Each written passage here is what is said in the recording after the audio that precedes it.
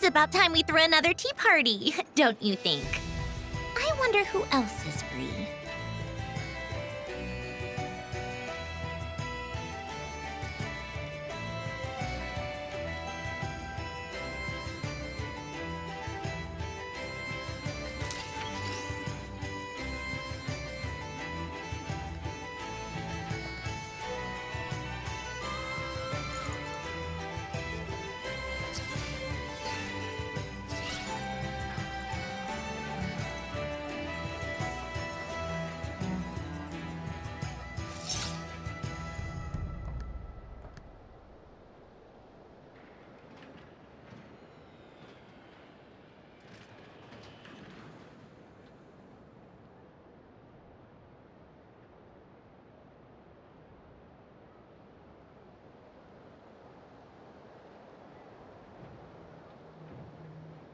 I like music.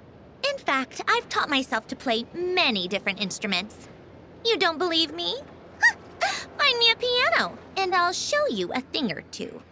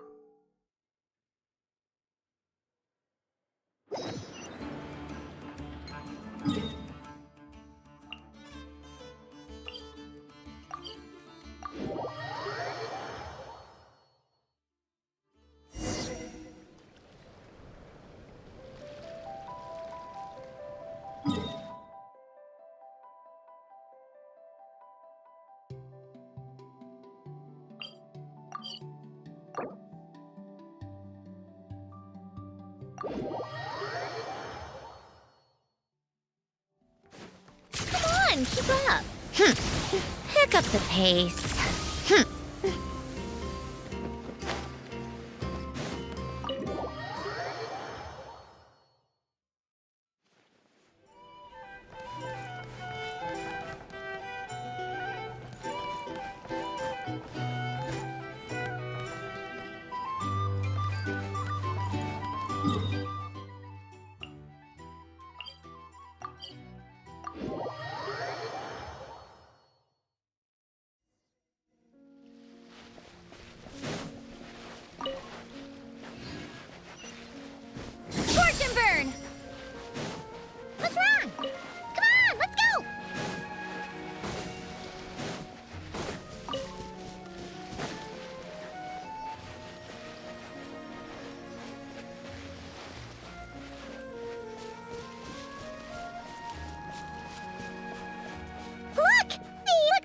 To the ones in Not Cry. You know, just minus the effects of Kuvaki. That's a sure sign that we're officially in Seshnaya now.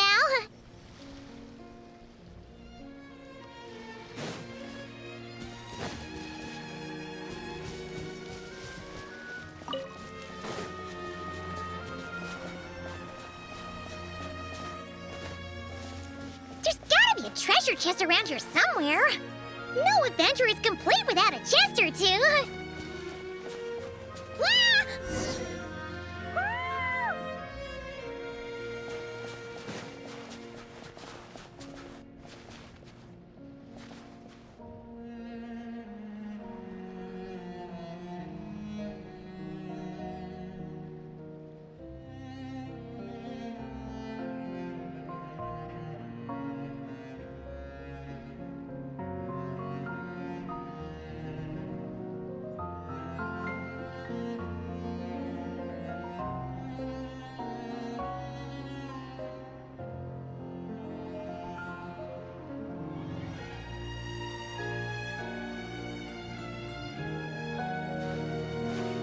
Time to ignite!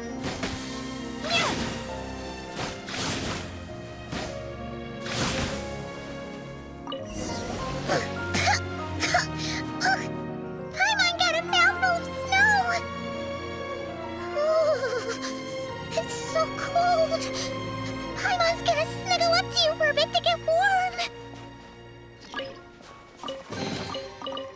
hard on the road.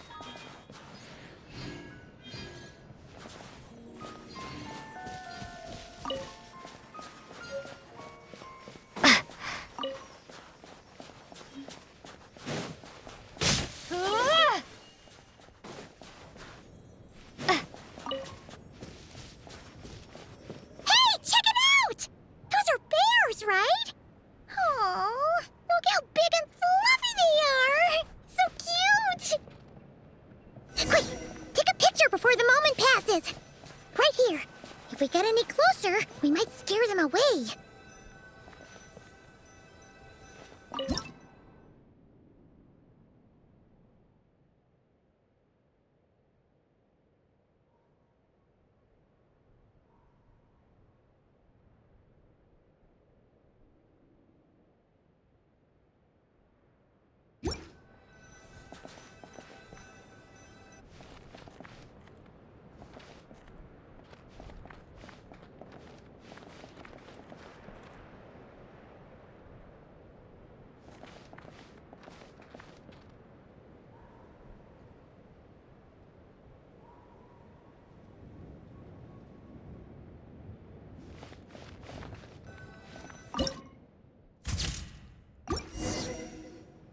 Let's see how your camera skills are these days. Whoa, wait a sec. Paimon sees something. Come on, quick! It looks like a train carriage!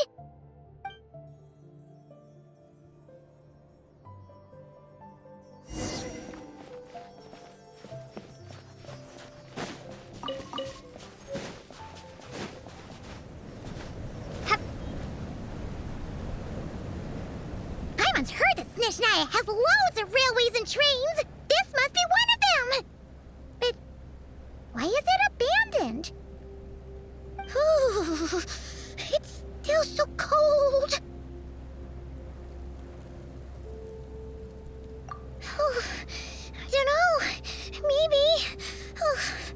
Also, is it just Paimon or is the snow getting heavier?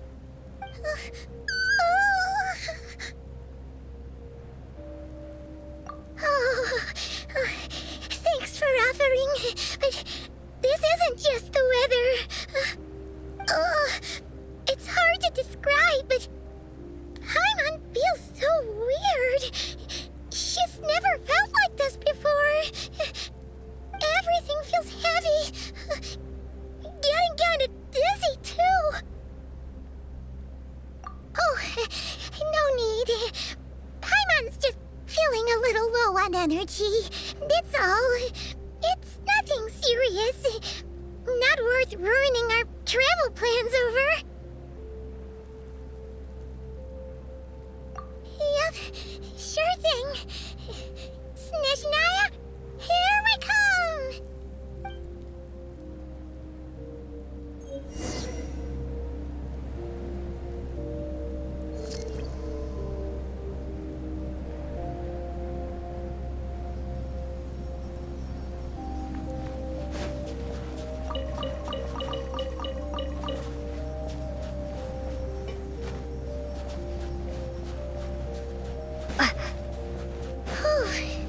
Seems like this snowstorm is getting worse by the minute.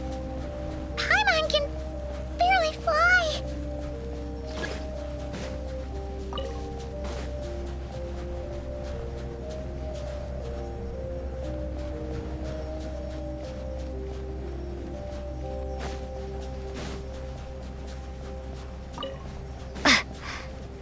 Scorch and burn! Oh, look! There's a cabin over there. Phew. Let's get out of this storm.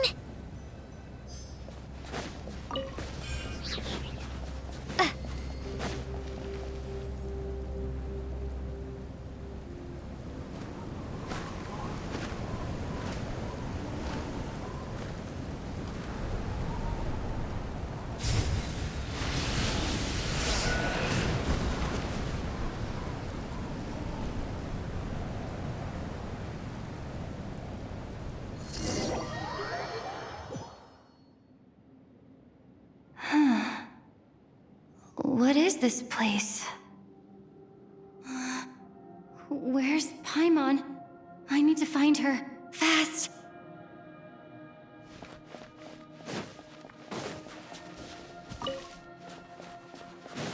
Paimon? Paimon!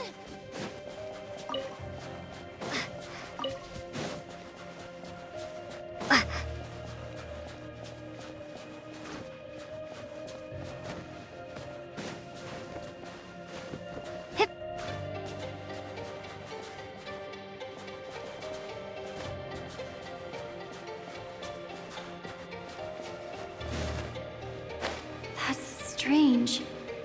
Where could she be? I guess I'll try further ahead. Hang in there, Paimon.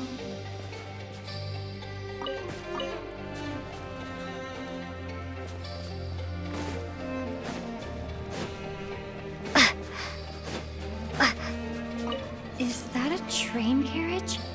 Maybe I can get up from the inside.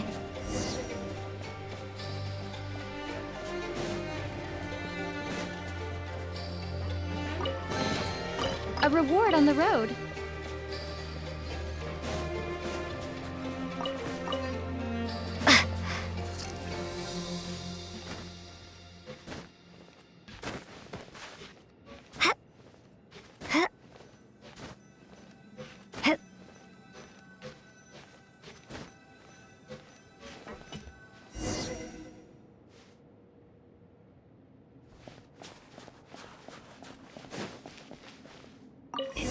Here, Krasnik's torch, civilian model.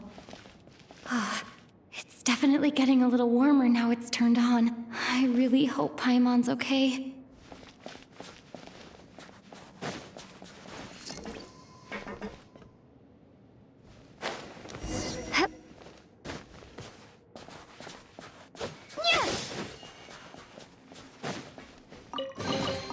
Is this an answer from this world?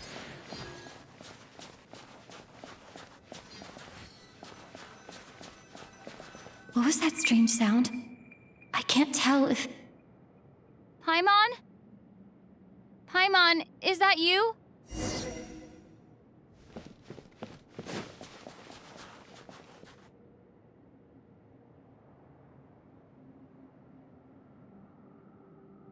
Incoming entity detected. Authorization granted. Initiating original. Hello, Descender, who's reached the eve of tomorrow. Eye of Grey at your service. Time since last activation. Time measurement unavailable due to the influence of... Anyway, it must have been a very long time.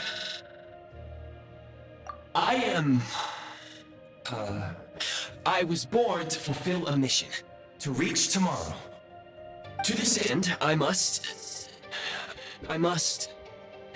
Strange. What was it?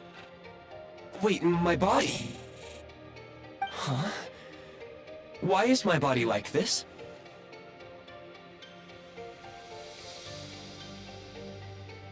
I have been like this since I was created. And yet, I also have memories and an awareness of a physical form that I once had. But this contradicts my current status. Anyway, I was created so that humanity could reach tomorrow. But I am unable to load further details at this moment.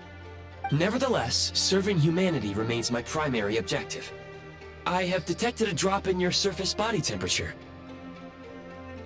You cannot remain active in this state for much longer. In accordance with my preset programming, upon reactivation, I must ask the one who awakened me the following question. Will you accept me, Transcender? I will assist you, protect you, and fulfill my mission until we reach tomorrow.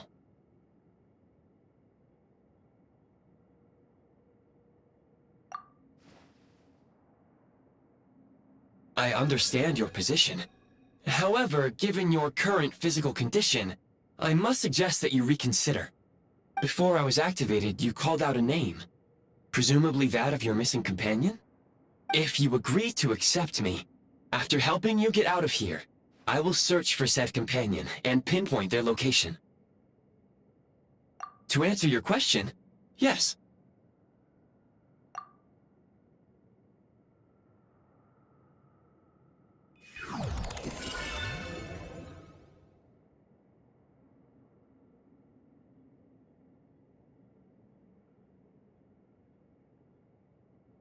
You have made a very wise decision. Now that we have reached an accord, you will be my new user. May I ask your name? Very well. I will remember this name until the mission is complete. I need to recover my body, retrieve the power to unlock tomorrow, and help the suffering masses to reach the far shores where the empty Ark floats. I can sense my power scattered across this ice-covered land. I even have a vague sense of where it might be found. But right now, that is not essential. The key right now is you. You must survive and reunite with your companion.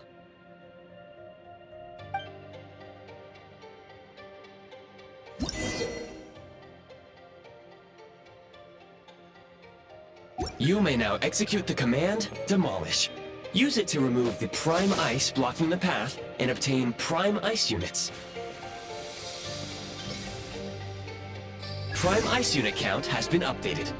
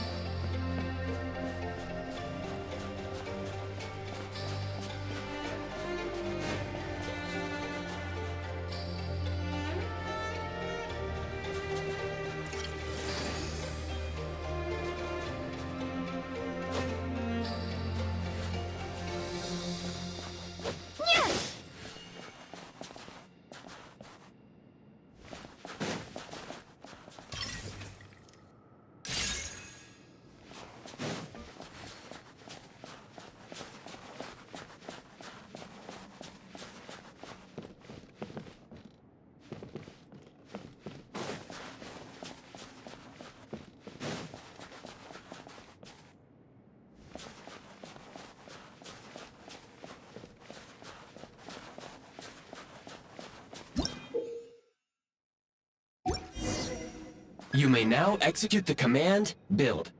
Use it to create a prime ice construct to prop up the door.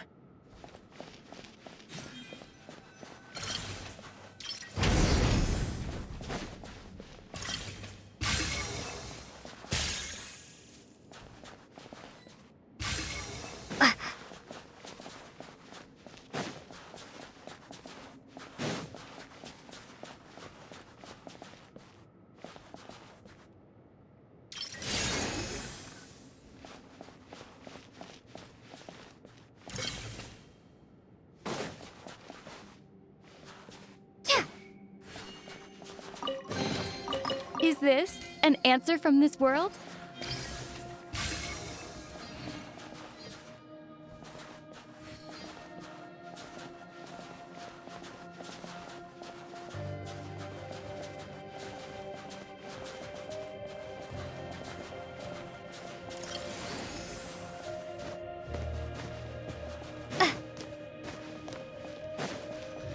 Scanning local environment. Exit has been sealed off with ice. That would not be an efficient approach. One moment. Usable construct blueprint detected nearby. You can use this to clear the solid ice ahead of you more quickly.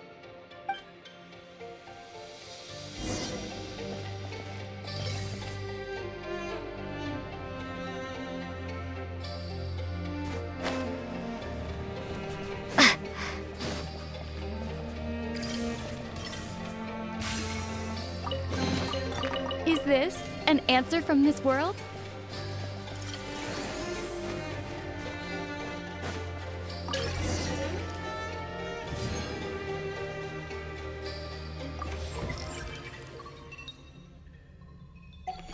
Construct blueprint added to records. You may now execute the command, Build Heat Source. Generate a temporary heat source to rapidly melt the solid ice.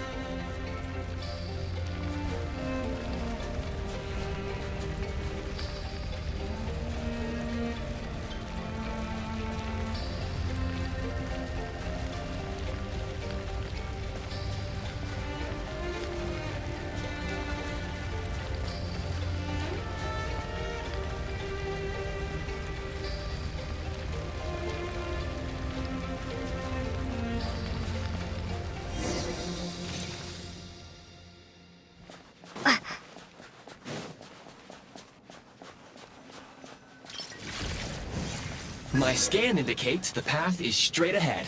I recommend we proceed.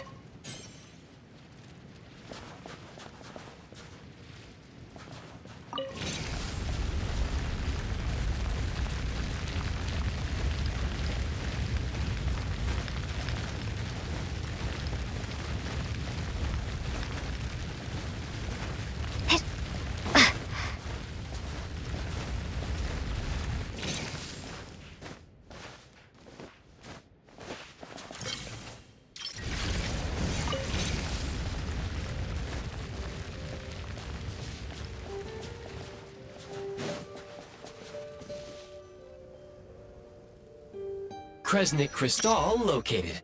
Please collect at your earliest convenience. The recent construct you built provides highly efficient heating by utilizing the unique properties of Kresnik Crystal. Unfortunately, prime ice constructs have a very short lifespan and cannot be stabilized during the development period. Hence, the authorization to use Kresnik Crystal was granted.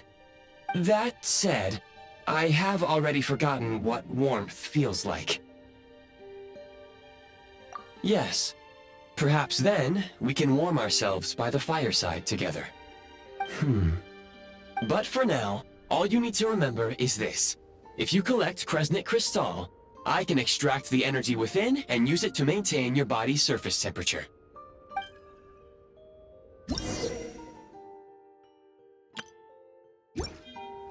Low power. Please use Kresnik Crystal to replenish energy reserves.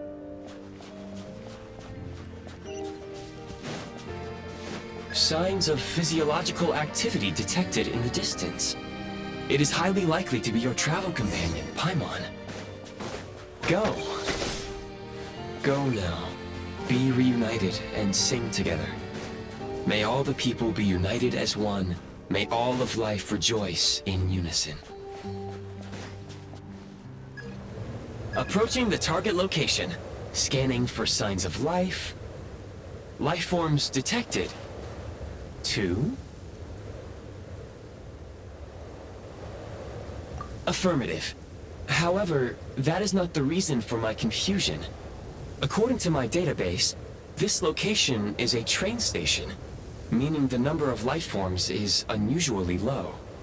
Real-time environmental data suggests that the train station may no longer be in use. But whatever the situation, please exercise caution.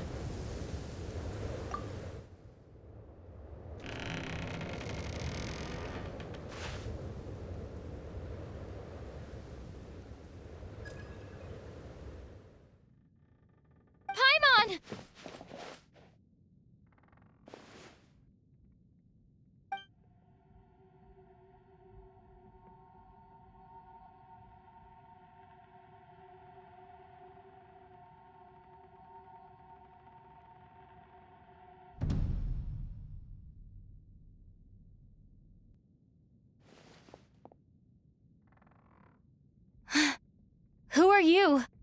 Don't worry. She's only sleeping.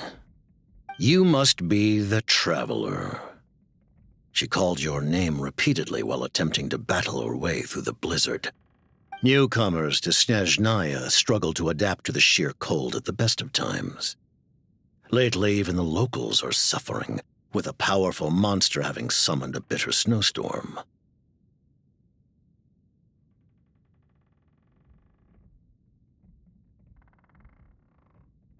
You two must be very important to one another.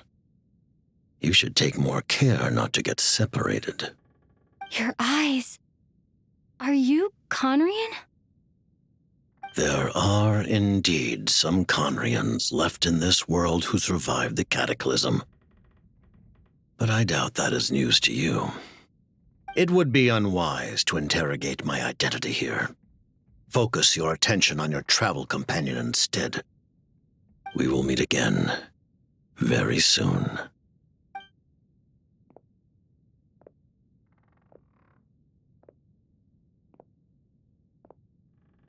The unidentified subject has now left the area. He appears to be an individual of great significance, but my search has yielded no relevant data.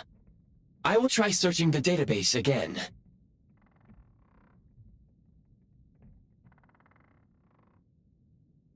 Against the odds, your companion is safe and sound. The other person even left a blanket for her.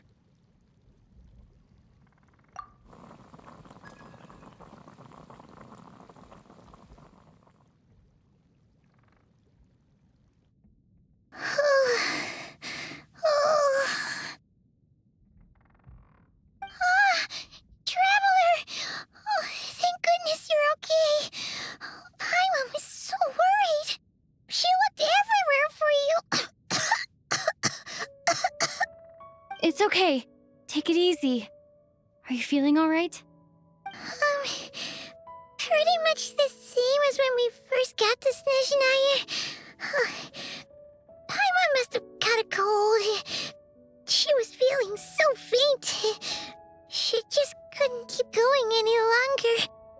So she had to lie down and sleep it off. Wait, where did the jester go? Yep, the director of the Fatui. The Jester Piero. So, you met him? The Jester must know everything about the Tsaritsa's plans. But there's no way he'd tell me just like that. We might well have ended up clashing. Well, he was right about one thing. Right now, the most important thing for me is to take care of Paimon while she's unwell. He had no intention of explaining his motives, and he left in something of a hurry. Hey! What the? Who is that? It looks like half a pair of goggles. How amazing! A self-aware, talking pair of goggles! Snezhnaya was once the land of the Fae. There are many ancient creations here that I'm sure would broaden your mind further still. Mind you, my database is also expanding as we speak. You must be a rare creature yourself.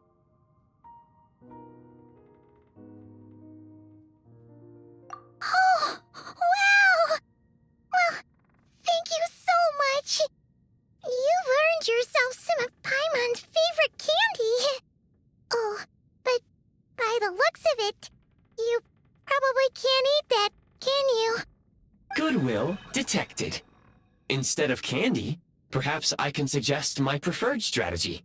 Please clean me regularly to keep me operating at peak efficiency. Oh, that makes sense.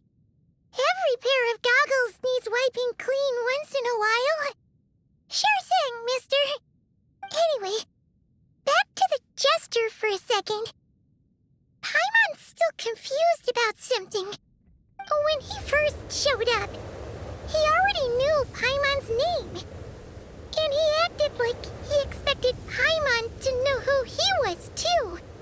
Paimon could tell that he was Conrian from his eyes.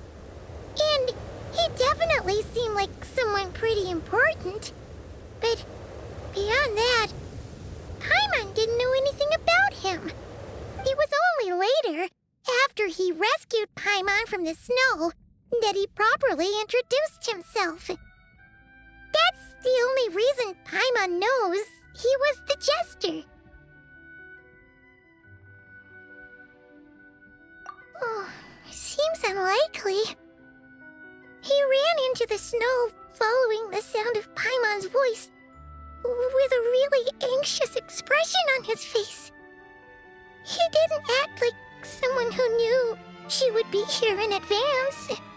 And after bringing Paimon here, he just stared out at the snow. He didn't do anything to Paimon at all. In fact, he barely said anything. Wouldn't even answer any of Paimon's questions either. Paimon didn't feel unsafe around him, and he didn't seem to have any ulterior motives. For all we know, he might have just ignored Paimon's questions so she'd give up and go to sleep.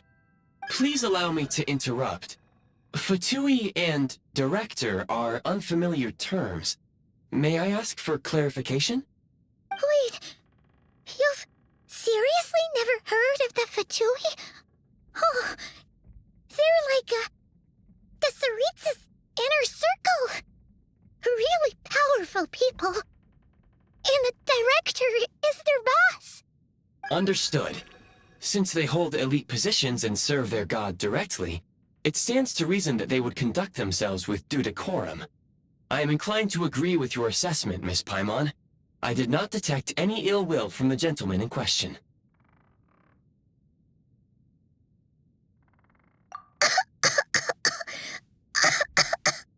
Sorry, I shouldn't have encouraged you to talk so much. Paimon, new plan. Let's get out of Snezhnaya for now. We can come back after the weather clears up and you're all better. The jester mentioned that this snowstorm being the work of a monster is worse than most. Even if we made it to Snezhnograd, we'd still have to wait out the storm before we could do any exploring. Oh, well, it's really nice of you to look out for Paimon, but she doesn't want to hold you back. We were really psyched up for this journey when we first set off. Just think of all the burning questions we have. If we turn back now, who knows how long it'll take before we finally get answers. Further information is required regarding the monster situation. But objectively speaking, there is another, more pressing issue at hand. At this point, we have traveled a significant distance into the blizzard. Were we to turn back now, the road would be extremely treacherous, especially since we would need to travel on foot. If, however, we continue onward, there may be a better solution. Do you remember what I said as we neared this location? I told you that this is a train station.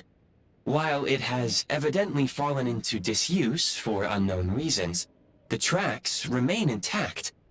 We can break through the blizzard and forge ahead by driving a train. That is the Snezhnayan way.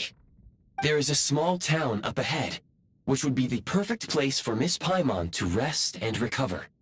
Paimon thinks Goggles here makes a great point. Let's do that! Oh, come on. Don't worry. Think of all the traveling we've done so far. When has Paimon ever gotten sick before? Practically never. 'Cause she's in great shape. Sure, she's a little tired right now, but it's sure to clear up on its own. Affirmative. Should you ever need my assistance during your future adventures, please call for the Eye of Grey whenever you wish. Otherwise, I will remain silent to avoid causing any unnecessary distraction. Now, please follow me to the train tracks.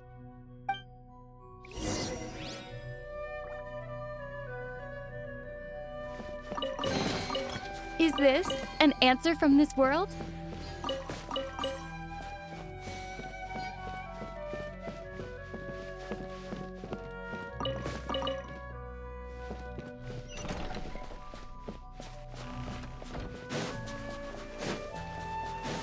Please confirm when you are ready to depart.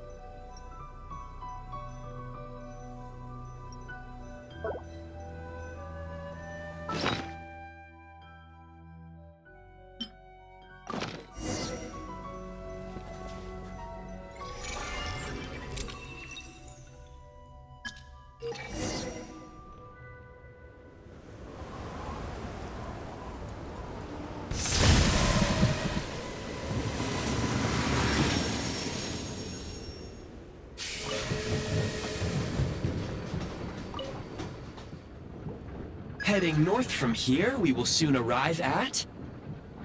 Wait, there's an error message.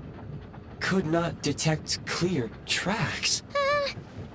What exactly does clear mean? Brace for impact, friends! Preparing to enter impromptu flight mode.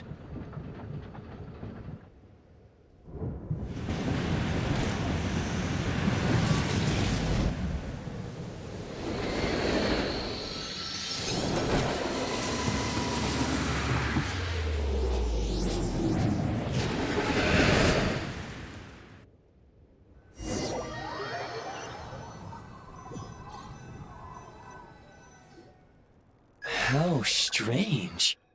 Not only was the station's status different from my records, but even the railroads and the terrain itself have changed substantially.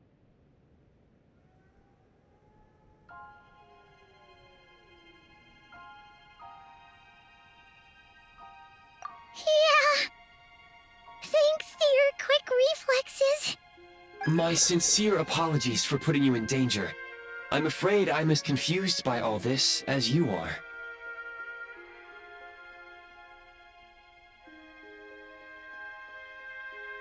Agreed. This is likely a consequence of outdated railroad data. The discrepancies between the old data and present reality are far greater than I anticipated. Fortunately, our crash landing has at least brought us much closer to the town. According to the data, anyway. Your data had better be right this time. I can assure you, it certainly is. Please look this way, and you will see a Kresnik's torch. It seems our ill-fated train ride was a blessing in disguise. We have taken the shortest possible route. Rest assured that I will take user preferences into account next time I plan a route. Next time, I will get it right.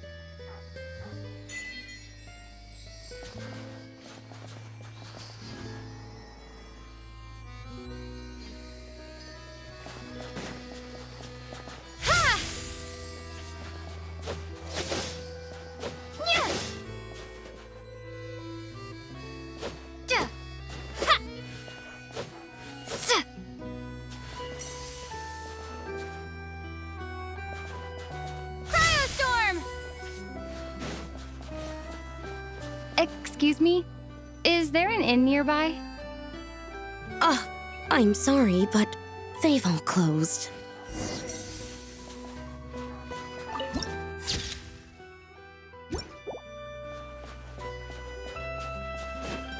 Oh, sorry to interrupt. We're looking for a place to stay. I can't even afford to warm my own house, let alone run a business.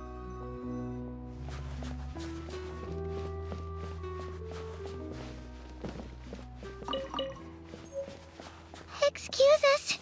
Is there anywhere we can stay around these parts? I'm afraid not. You'll have to try your luck somewhere else. All we can do is wait for the next shipment of Kresnik crystal to get here.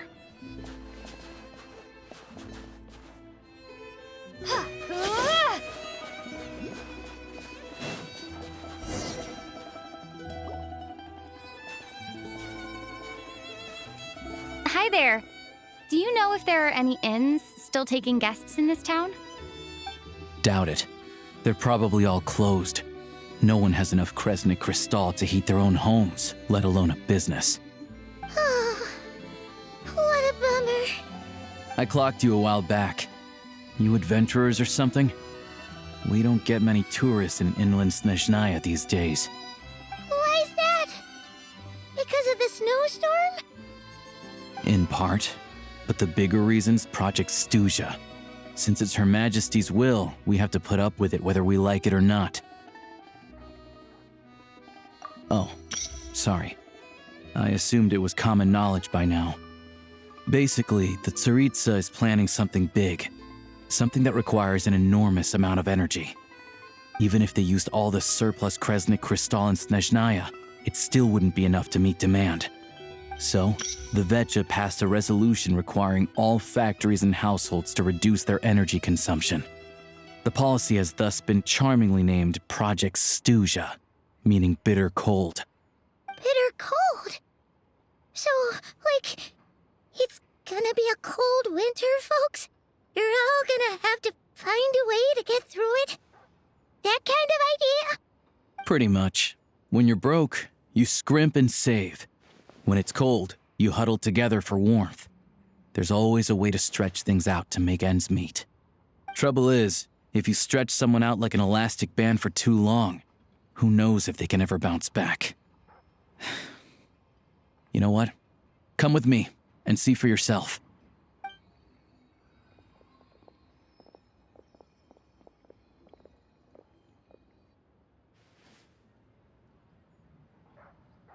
Can you please explain to me why the price of Kresnik Crystal has gone up by 1/3 again? Even as our purchase quota has gone down. You only come here twice a month. This won't even last us a week. The supply and pricing of Kresnik Crystal are based on current production volumes and price data. We Fatui are only responsible for delivery and security. I'm not in a position to explain to you how the figures are calculated, but I assure you, they are as fair and reasonable as possible. Oh, so our lives mean nothing to you? How can you expect anyone to survive a single night in this weather without heating?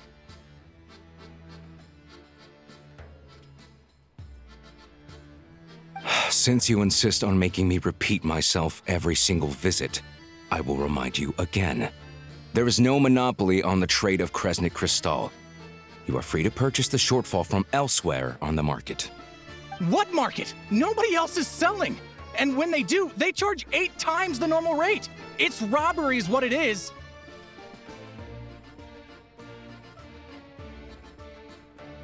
Which is why the Snezhnegrad Veche passed a resolution to support border communities, without which you wouldn't even be able to buy crystal from us to begin with. So if you're here just to argue, move aside and let the next person in line come forward. Everyone's feeling the cold here. You! All right, everyone, let's calm down for a second. A few words, if I may.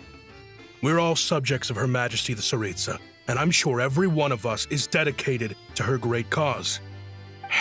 We all know how cold it is, and the more it snows, the harder life gets. Everyone's struggling already. Let's not make things even more difficult for each other. But Liaison Shishkin, there's clearly something wrong with this quota. I have a family in Marepasak who tell me they can buy at least double our crystal allotment. Oh, believe you me, I had the same reaction when I first saw the numbers. Couldn't believe what I was reading. I even wrote a letter to confirm the true figures, but I'm afraid the quota really is as low as you've been advised. Still, you must understand that calculating these energy quotas is a complicated balancing act. They have to factor in population, town size, industrial application. Our top priority must be to keep the largest Kresnik's torch burning continuously. Only then can we sell the remaining crystal for household use, and in doing so, we must make sure that everyone is treated fairly. As our Fatui comrades said, they are only responsible for delivering the goods. They need to keep accurate records, and they do not have any authority to modify the rates or quotas. That's right. Our duty is to do things by the book. Tell you what, listen. I know how anxious and upset everyone is. As a matter of fact, I was just discussing it with the mayor. What we can do is open the lower combustion chamber of the Kresnik's torch to the public. You can come to me directly to register, and I will allocate time slots accordingly. I can't guarantee there'll be ample energy for household use, but we can at least make sure you'll be able to boil water and cook food each day. Let's hang in there and make this work together. All right? Fine. I don't see any alternative. So, this is Project Studia in action, huh? Oh, no wonder nothing's open for business. People are barely getting by.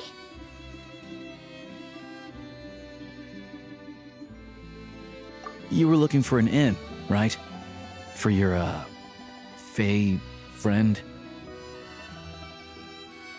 Oh, Paimon's not a fae.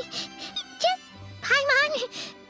She must have caught a cold or something. We only just got to Snezhnaya, and we're still getting used to the climate.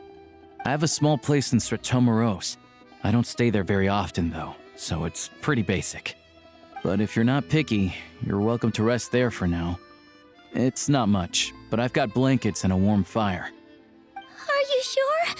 Oh, that's really kind of you. All right, then. This way.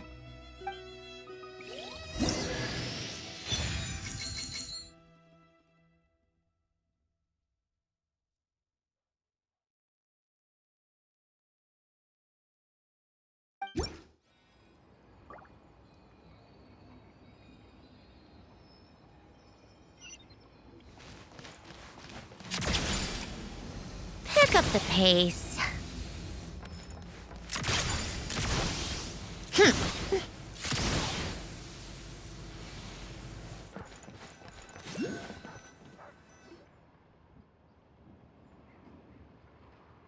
Oh, so cozy and warm. Paimon's getting nice and toasty. Oh, wait.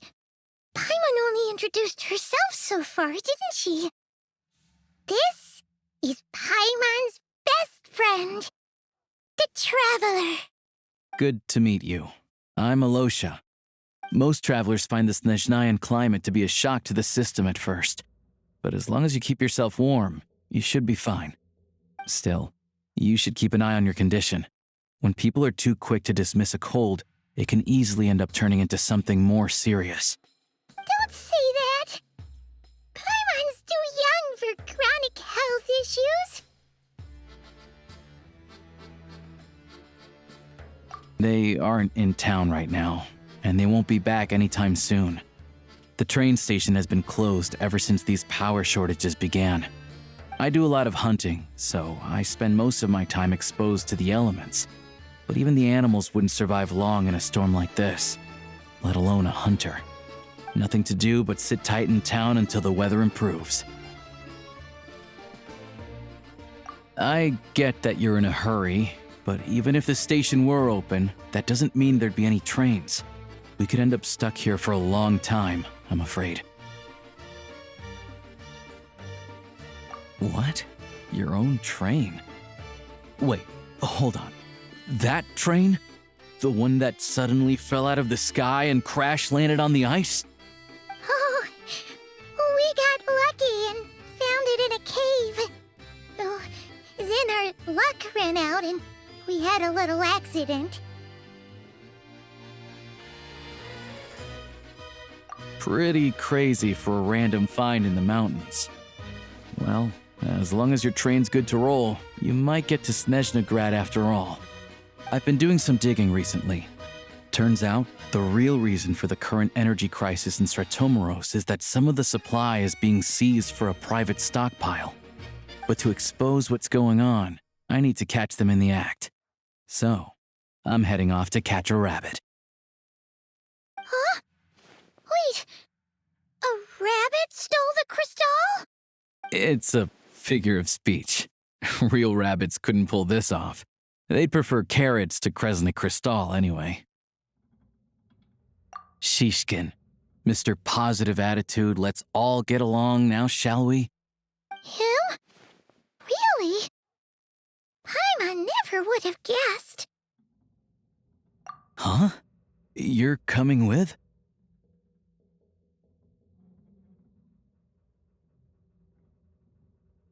Huh. Oh, okay then. Just give Paimon a second to get ready. already. Alright. Guess there's no point pushing myself. Paimon will stay here and hold the fort then. Be careful, you two. Oh yeah, there's one more introduction to do. Tagarin, get in here. Oh, a doggy. Oh, angry doggy. Oh, Tagarin doesn't like being petted then. He likes to think he's above that kind of thing. He's my hunting partner, so he'll be joining us when we head out. Carrots aside, we'll need to stay completely undetected. We can't risk spooking our rabbit, but there's no telling which burrow he'll scurry back into. First, we need to find a way into the train station and see if we can find any real freight data. Shishkin's figures can't be trusted. Then, we get Tagarin to catch a scent and find out which way the crystal went. What are you eating? Oh, check it out! When you're all out of carrots, try jerky!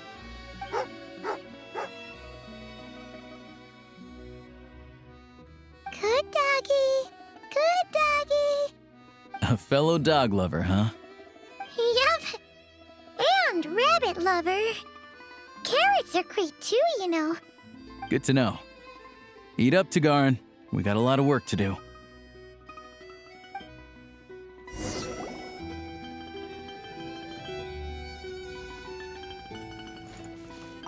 Paimon's just gonna stay here and get some good rest. You guys, be careful out there.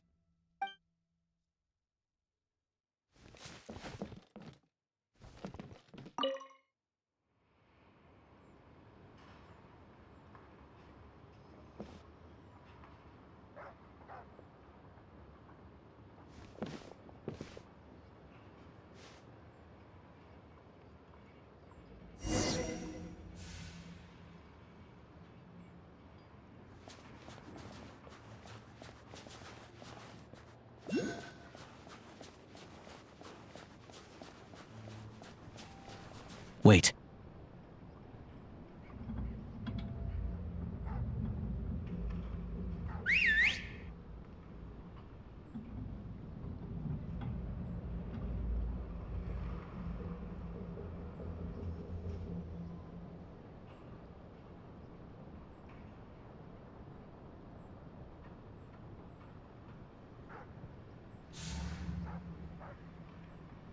Nice work, Tagarin.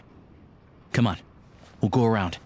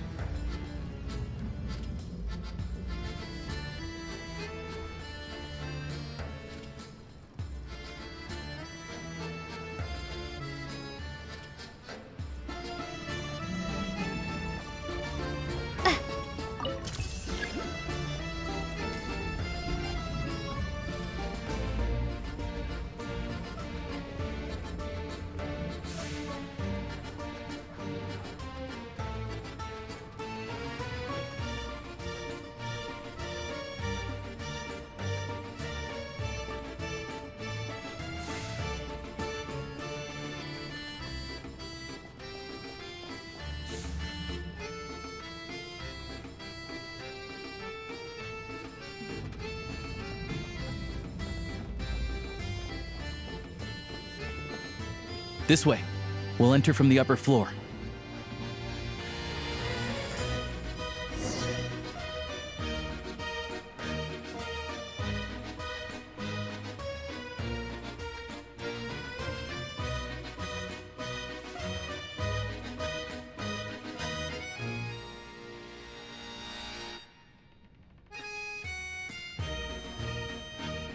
There we go.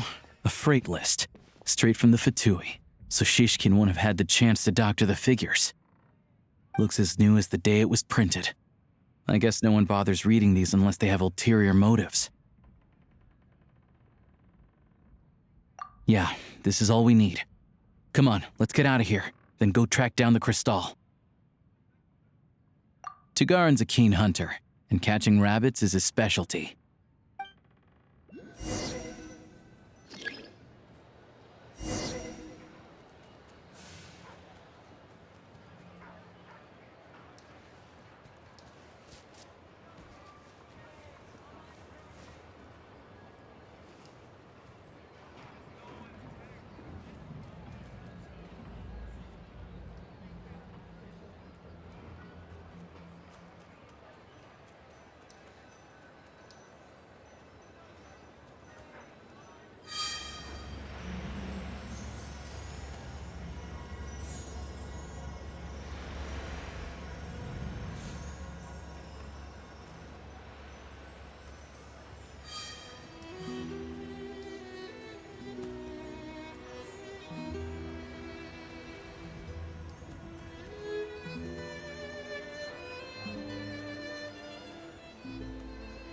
Anywhere there's a stove, there'll be the scent of crystal.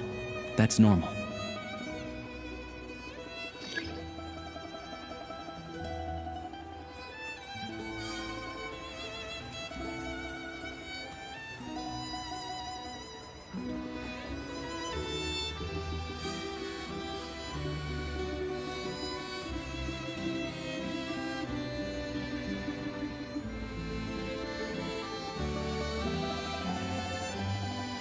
Anywhere there's a stove, there'll be the scent of crystal. That's normal.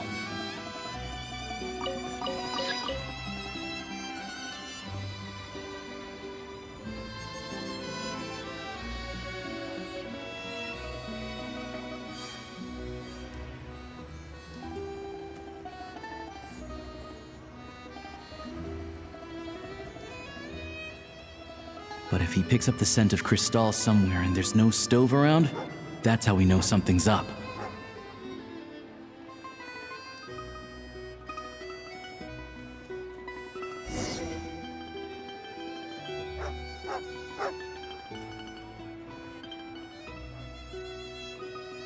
This must be the rabbit's warren. Good job, boy. Sure enough, there's a tunnel. You stay here and keep watch. I'm gonna take a look inside.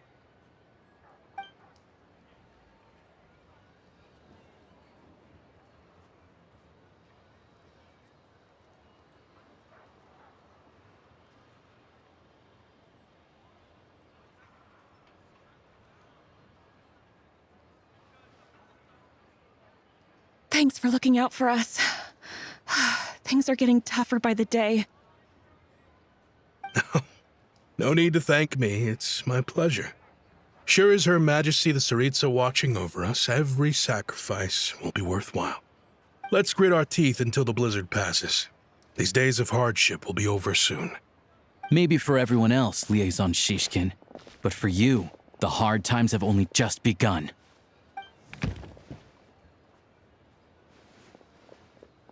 Huh? Who are you? What's the matter?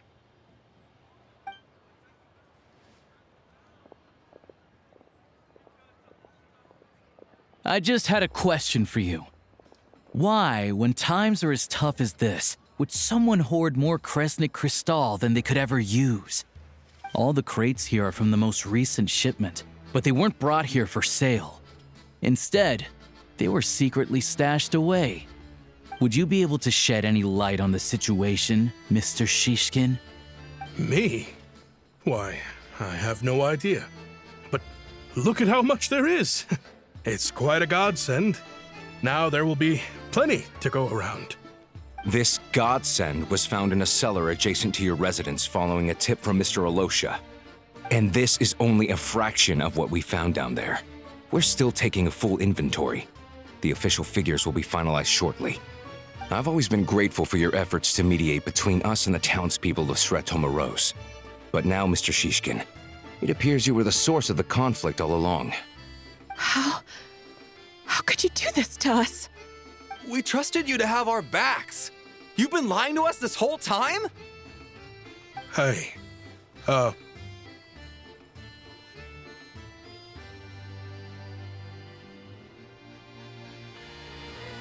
I owe you all an apology. I'm sorry. I'm so very sorry. This isn't who I am.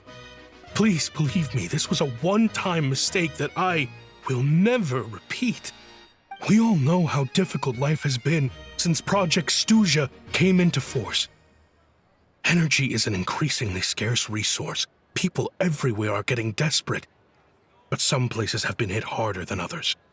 I grew up in Alatir, a small village with no train station. Deliveries of Kresnik Crystal have ceased there entirely. If nothing is done, they're all going to freeze to death. You know as well as I do how downright impossible it is to buy Crystal these days. The thought of my poor mother and father, with no one to help them, I felt so afraid. I watched as energy grew scarcer by the week, all the while knowing that their lives were at risk. Then one day, I looked at the Crystal shipment in front of me, and a terrible, selfish thought entered my mind. Looks like I'm just not cut out to be a criminal. I'm so sorry. Once the Fatui have finished their count, you'll see that the numbers match their waybill.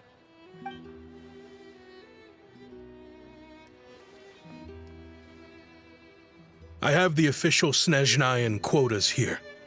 Anyone who has already purchased energy, please make your way over here to correct your transactions. I'll make a batch purchase of Crystal worth 3 months' salary for you all to use free of charge. As for Alatir, I'll think of something else. You don't have to go that far. Yeah, owning up to your mistake is enough for me. You've done plenty of good for the community in the past. I'm not looking for a handout. Drop the act.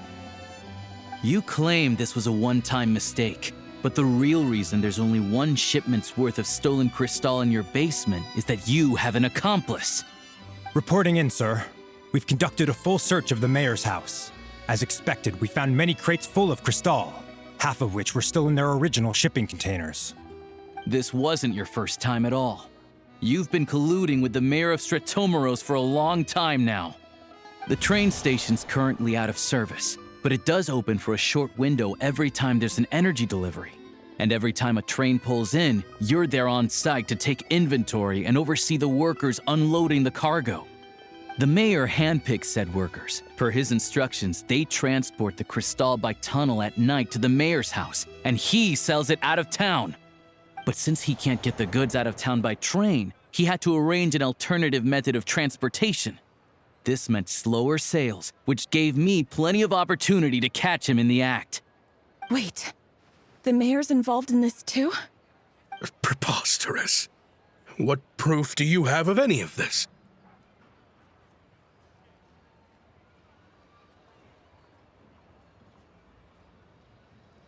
Basic math. I've spent a lot of time lately counting carriages as the snowstorm rages. Counting carriages? What? The energy consumed by a train depends on its total weight. And since energy is a limited resource right now, it's fair to assume that every carriage is packed full. So, if we take the energy required for the Kresnik's torch, add the sales figures you provided, then compare that figure to the train's theoretical cargo capacity, guess what? The numbers never match. It's always off by 1 or 2 carriages worth. This time, you set a new record. 3 carriages missing. You mean to tell me that you sat around outside, counting carriages, in this weather?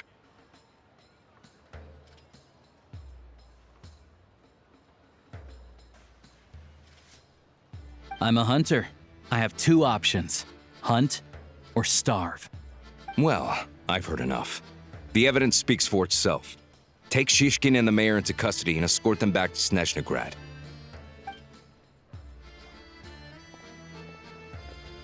You cocky little brat, ruining my business.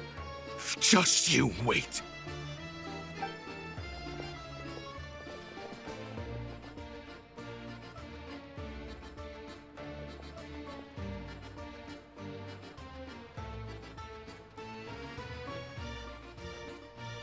Yeah, something felt off, so I just followed my gut. Math isn't my strong suit, though. I'm lucky my dad made me learn enough to get by, but all this number crunching was a million times harder than the aim and fire work I'm used to. Thank you for your assistance. You're a brave lad. Shishkin was quite the cunning criminal, as I'm sure you can tell. He did all of this right under our noses, and we never suspected a thing. A wolf in sheep's clothing. He had everyone fooled. Even with that sob story he fed us. He was probably trying to keep the mayor out of it, not just mask his own motives. Without the compelling case he put together, even I might have fallen for it. Alosha, was it? Tell me, are you really a hunter? We can go find some wild animals if you want. I'll fire off a couple of shots, and you'll see whether I'm the real deal. I didn't mean to cast suspicion on your identity. It's just... well, I'm sure you've heard of the Rokot. Recently, they've been recruiting people with your kind of talent. They hide in plain sight under false identities, working against Project Stusha, sometimes directly opposing the Tsaritsa herself. They aren't a violent organization, and their goal is to improve the lives of the common folk, but still, as a member of the Fatui, I wouldn't be doing my job if I didn't keep tabs on them. First I've heard of this. I don't really keep up with what goes on in the city. All I know is, people who don't mind their own business in the city end up paranoid about everything. As for me, I just couldn't stand Shishkin. I'm from Alatir myself, and I can tell you, nobody's lived there in years. Why would an abandoned village need Crystal? Of course, no one really cares about the fate of that place. I'm guessing today is the first you've heard of it. I see. It does sound quite tragic. Really. Well, thanks again for your assistance, and your friend here too. I will report this incident to Snezhnegrad. The Fatui will take over energy distribution until new officials are appointed. We'll also ensure that the train station resumes normal service as soon as possible. Looks like it's my turn to brush up on math now. I never liked it as a kid either.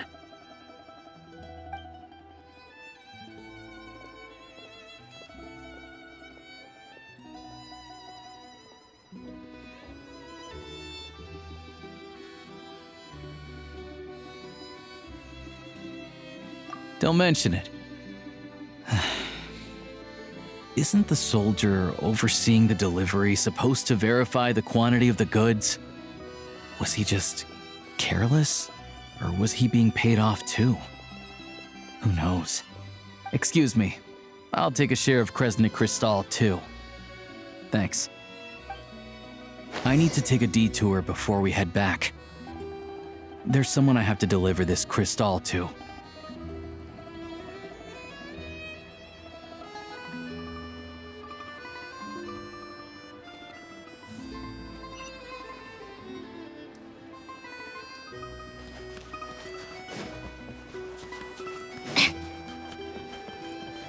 Take a break. Pick up the pace. Pick up the pace.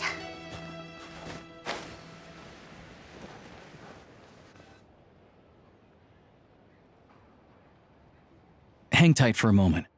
This old lady, she doesn't really know who's who anymore.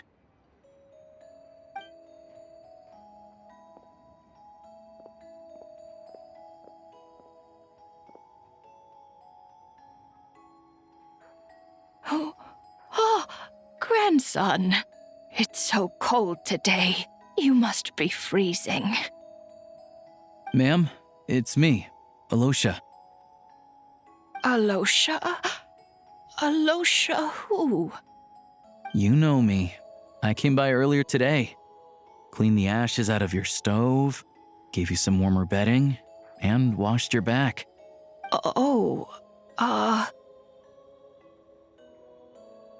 I'm sorry, I don't remember.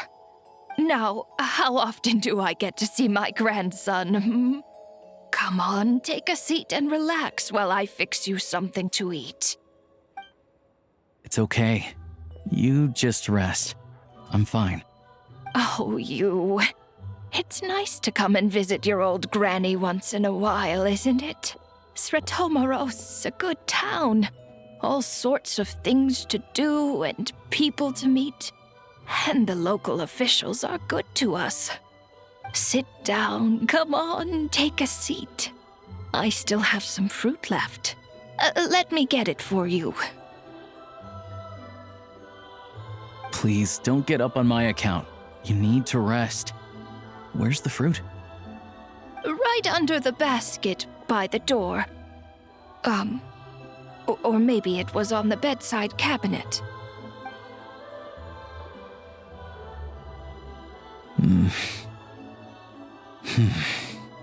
Well, grandson dear, do you like it?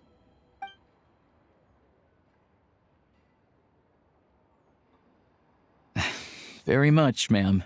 It's delicious. Good, good. Wonderful. You don't need to save any more for me next time, all right? Fresh fruit is hard to come by at the moment. You should eat it as soon as you get it. Oh, I don't need it. I'm fine. But if you like it, come back for some more soon.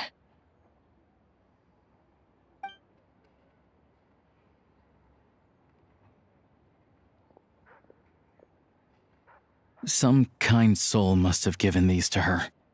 But she always saves the nicer things for special occasions.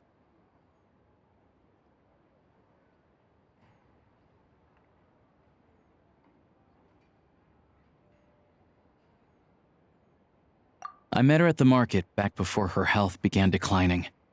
She was a lovely old lady. We're from the same hometown.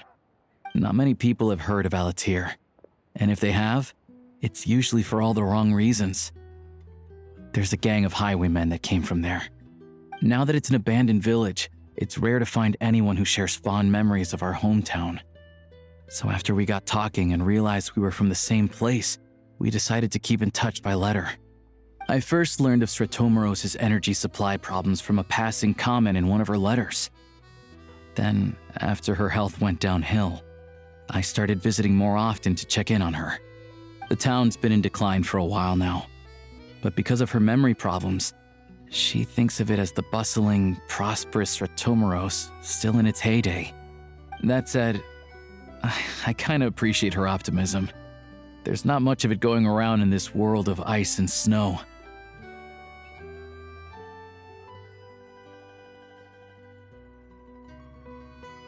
It's fine.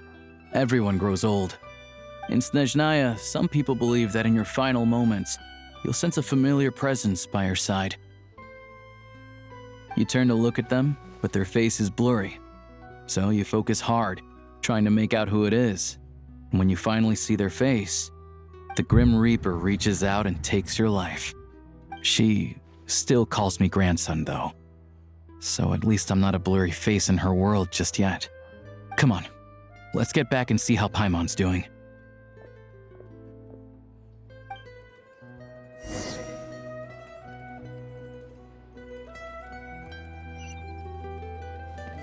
How tiresome. Pick up the pace. Take a break. Pick up the pace. Come on, keep up.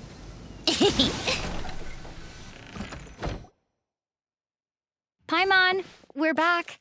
Are you feeling any better? Yep. Paimon's not cold anymore, but she's still a little dizzy. Flying probably isn't a good idea right now. Paimon might lose her balance. But Paimon's sure she'll be fine. It's probably just from getting hit on the head by that pile of snow when we first arrived in Snezhnaya. Her complexion's looking much better. Let's keep an eye on her. Sure, but enough about that. How did everything go on your end? Are you all set? Did you have any trouble? I'll explain. It's a bit of a long story.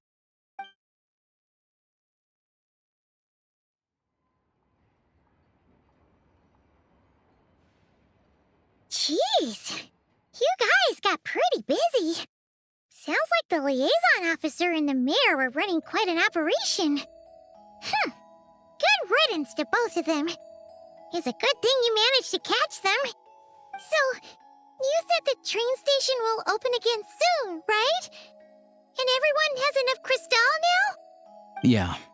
Well, enough to survive at least. Project Stuja isn't going away anytime soon. People will still have to scrimp and save to make ends meet. Don't know. The goal of Project Stuja is to gather energy for the Tsaritsa, but no one knows where that energy's going. It's never been made public. The thing is, we were told that the project would only last for 6 months, but time and time again, they keep extending it. Extending it? Does that mean the Tsaritsa's plan isn't going very smoothly? That's what everyone suspects. In principle, any proposed extension needs to pass by majority vote in the Snezhna Grad Veche. But even though opposition has been growing, any detractors end up caving in to political pressure from the rooster, Pulcinella. He's the chair of the Snezhna Grad Veche and a key figure in the voting process. He has the backing of many powerful and influential people.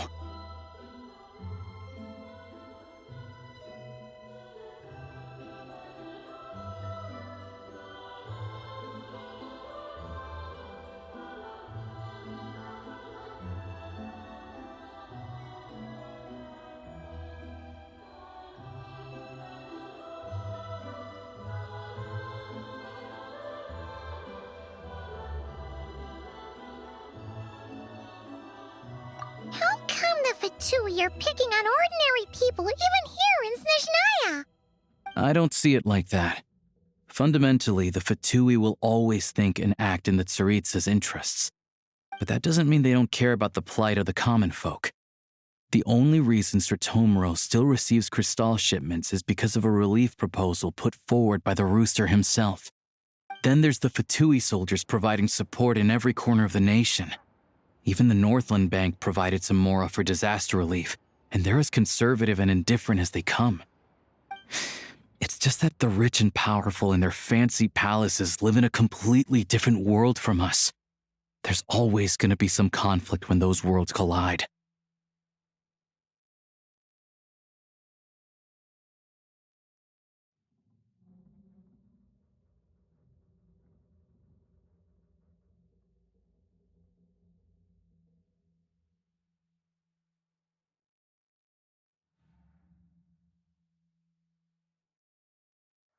Yeah, well, even though we all believe in Her Majesty the Tsaritsa, there are still many differences of opinion on how best to tackle the big issues of the day.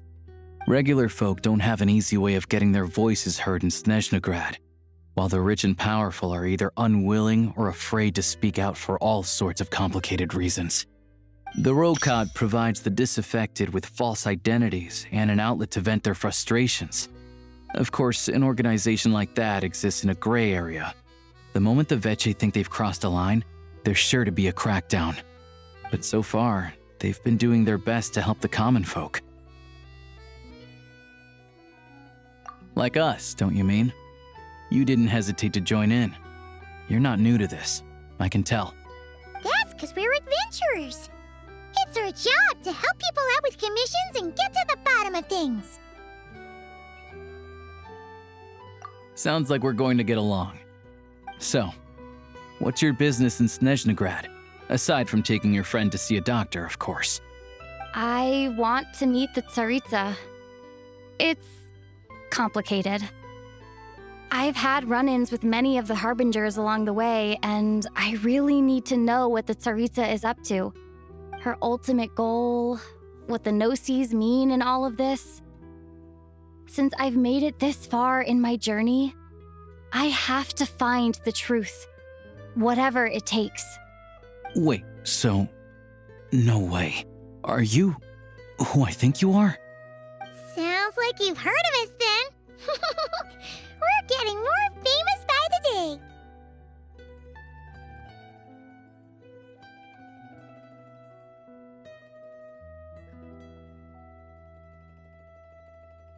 I didn't realize I was in the company of giants. Honestly, we're all as curious as you are about what the Tsaritsa's planning, and why it has to involve us freezing to death in the snow. but getting in the same room as her won't be easy.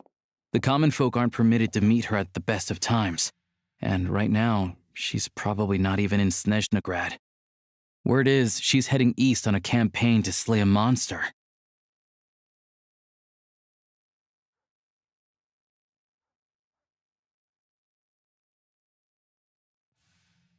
Yeah, so you've heard of it. A wild, unpredictable monster with the power to summon snowstorms. It also absorbs everything around it into its body, so it's growing constantly. Now, it's so big that the Tsaritsa has deemed it the #1 threat.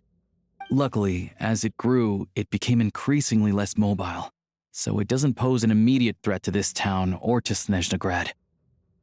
I'm sure that Tsaritsa and her personal guard, the Druzhna, won't have any trouble defeating the creature between them. It's just a question of how long it'll take. Suffice to say, you won't be seeing her anytime soon. You'll have to wait until she gets back.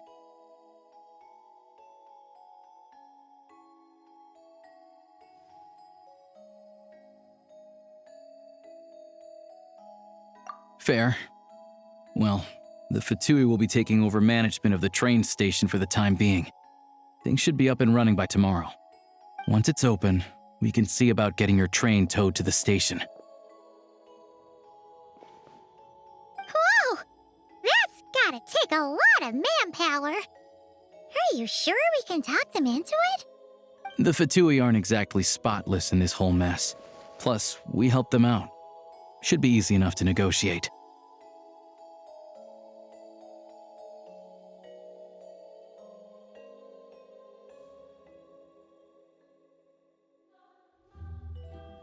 As far as I know, all the paperwork is dealt with upon manufacture. I've never seen anyone check it, so I wouldn't worry. Having a train makes everything much easier. We'll reach Snezhnograd in no time. I need to head there myself anyway. Got some game to trade for Mora. I know a good doctor in the city.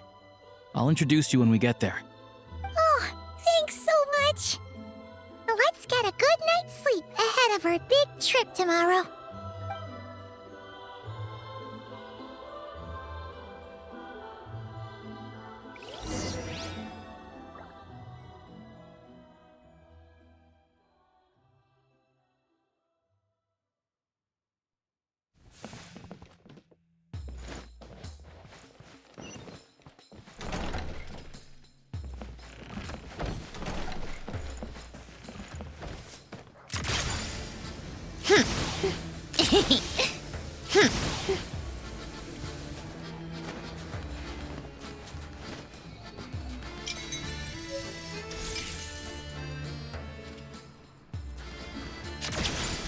Pick up the pace. Yeah.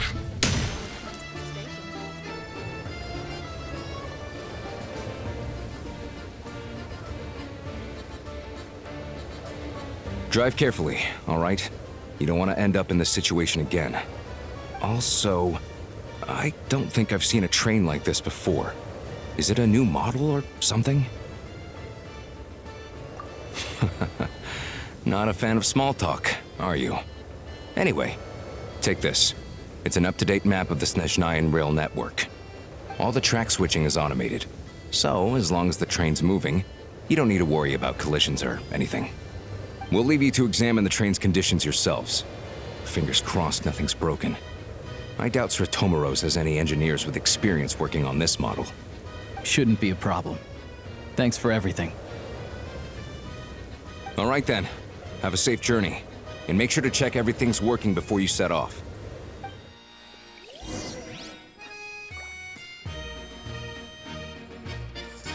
Not to worry. Opportunity favors the prepared.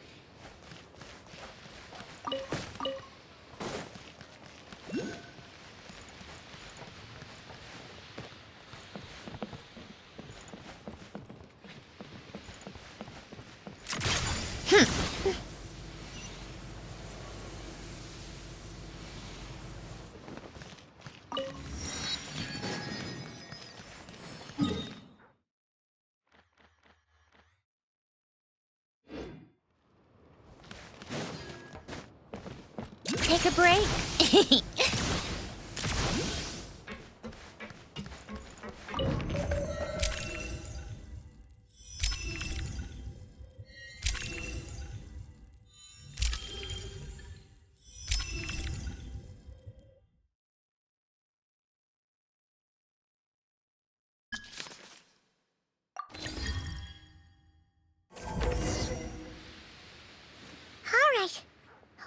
our destination settings have been applied. Let's give this thing a final once-over and then head out. Goggles, your time to shine! Affirmative. Running vehicle diagnostics. What's this?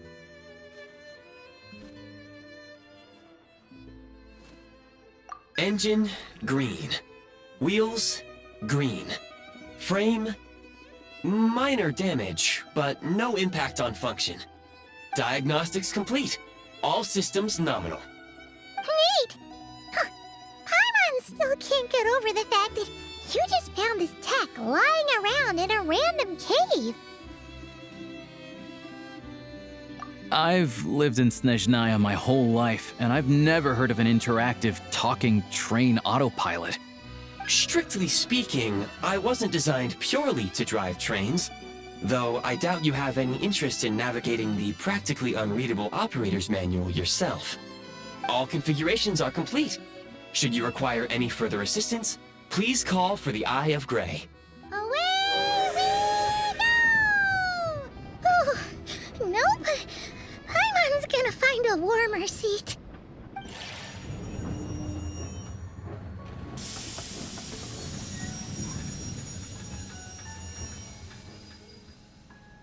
Huh? What's going on?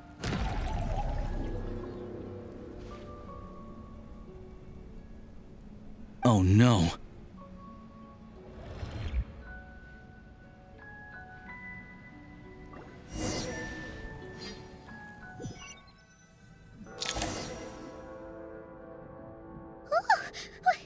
What is this place? Traveler, are you okay?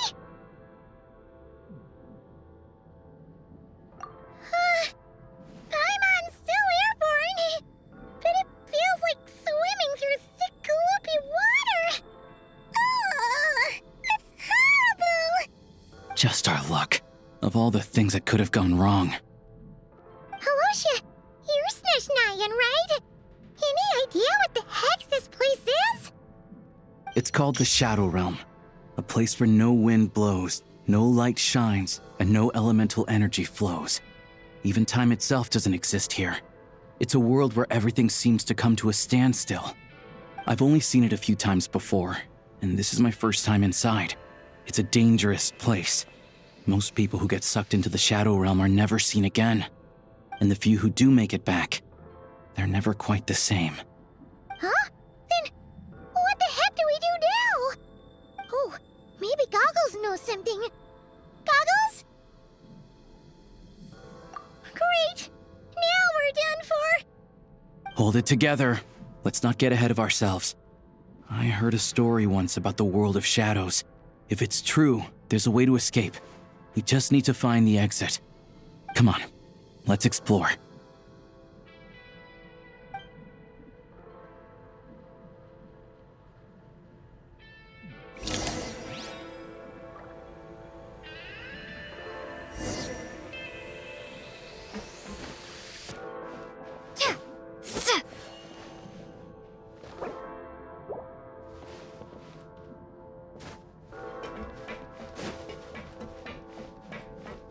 Look at these Fatui! It's like they've lost their minds! Their shadows have been devoured. They're no longer amongst the living.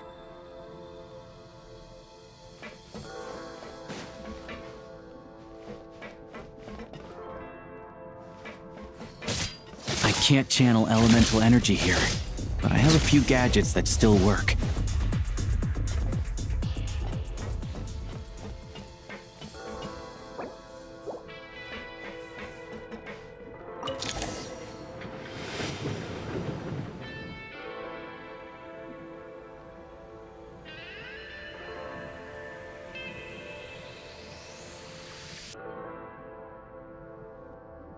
Wait!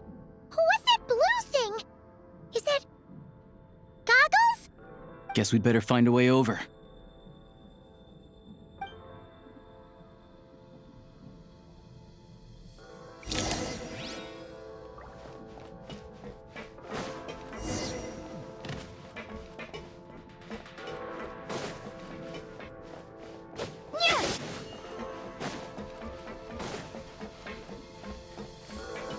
take point.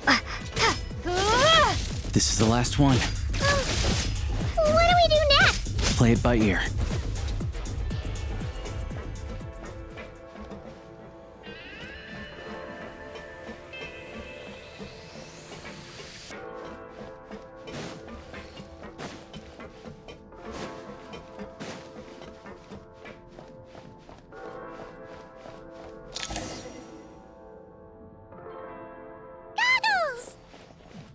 Hello.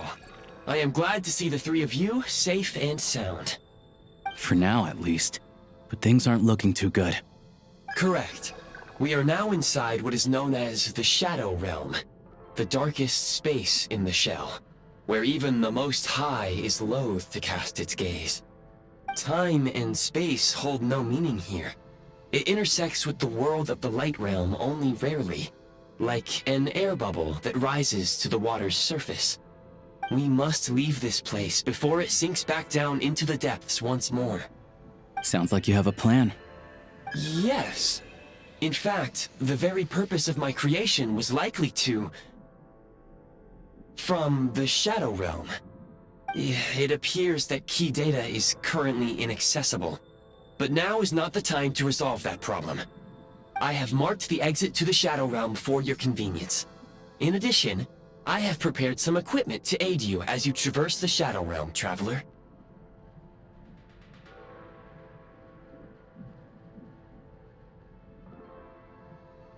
It may well be one of my core functions.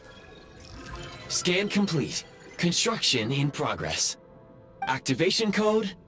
We once peered into the past from the ruins of the shadows.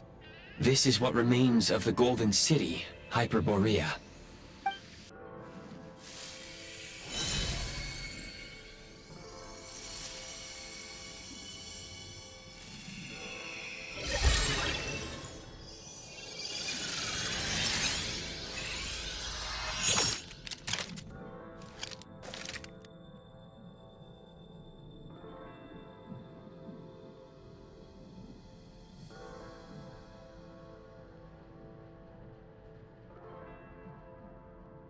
Whoa!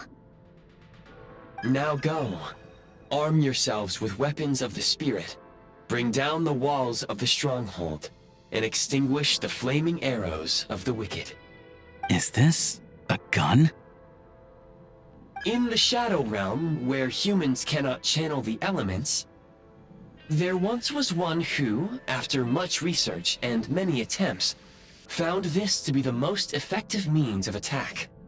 Let's go. We don't have much time.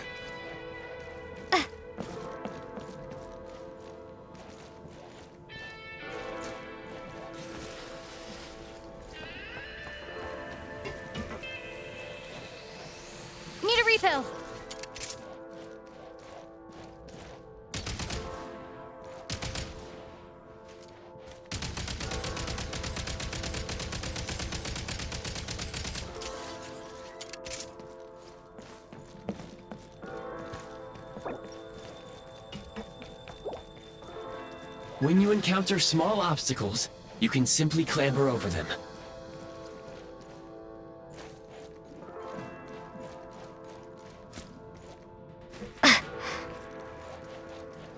You can slide to navigate through low, narrow tunnels.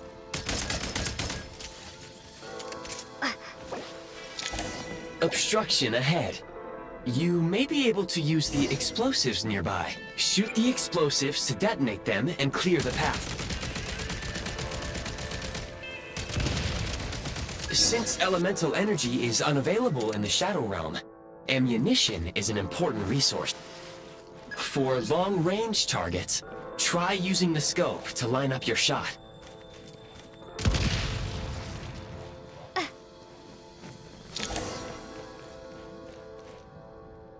Many hostile units approaching. I suggest a new strategy. Take cover, and pick them off one by one.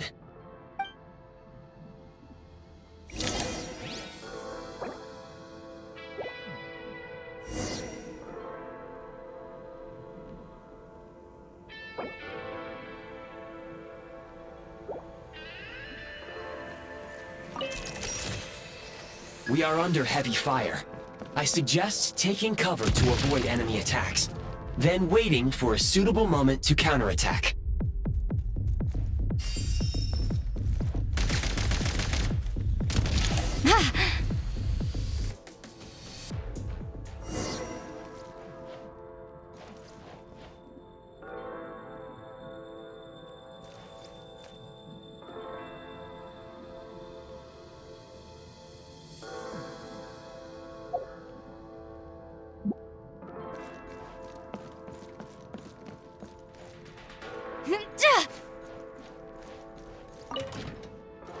More enemies detected. Try attacking with the newly unlocked Assault function.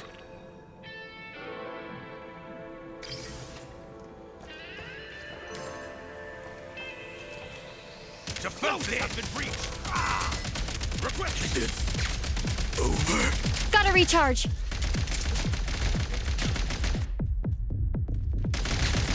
Switch mode! Light him up! Fall back! Reloading! It's over. Taking Gotta recharge. Switch mode!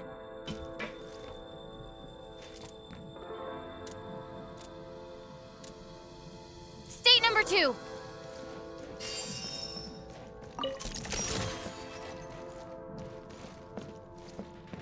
Switch mode!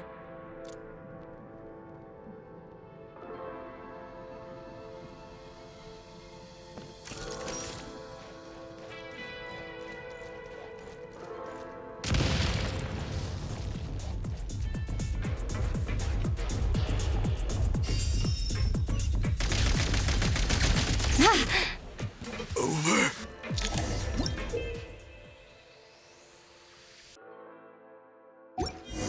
Aim at the freeze mark and pull the trigger to move using the rope.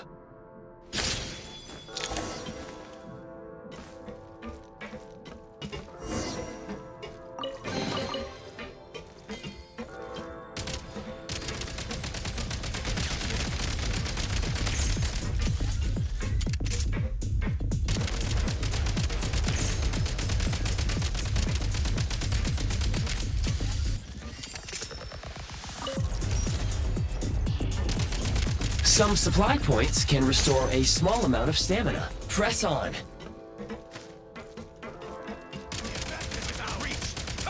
Fall back. Taking cover. It's over. Losing grasp. Where's the back? Light him up!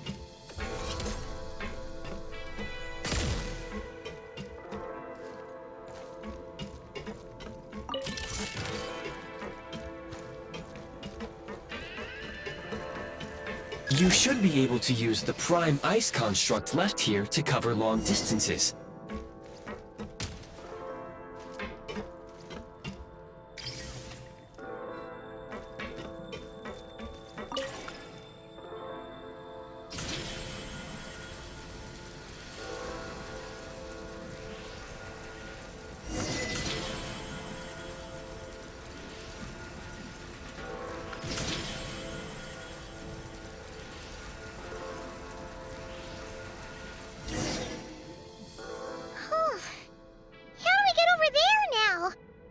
I recommend using this grappling gun. Such devices were originally used to secure structures in the Shadow Realm. If you detach the connected hook, the grappling gun will automatically fire a rope to another nearby hook. Okay. So, we just removed this hook, right?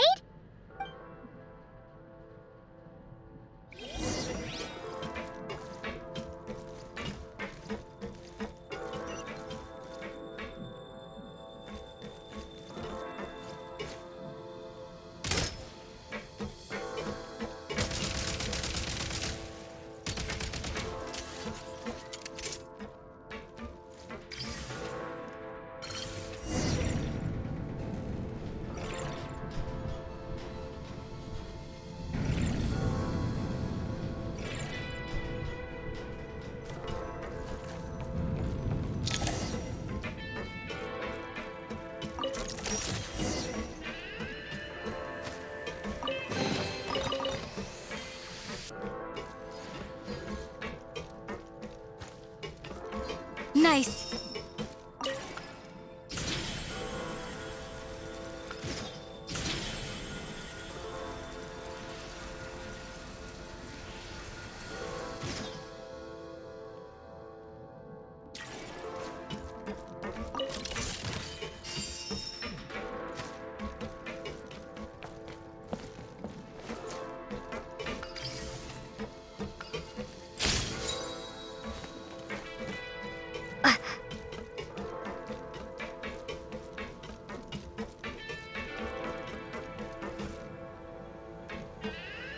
Sprint at the prime ice launcher to reach high places with ease.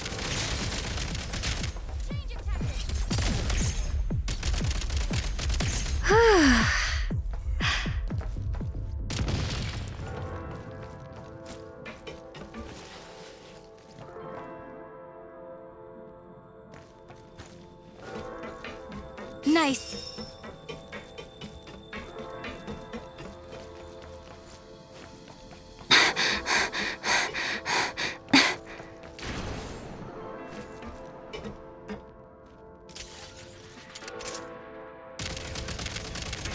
State number 2. Mind the rhythm.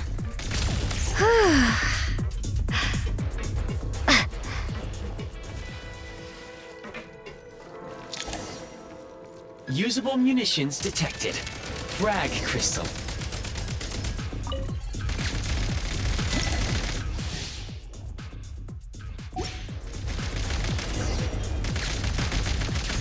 Frag out!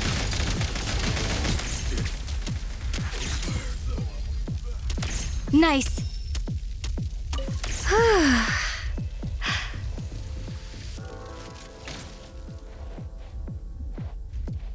Try this! Demolition time!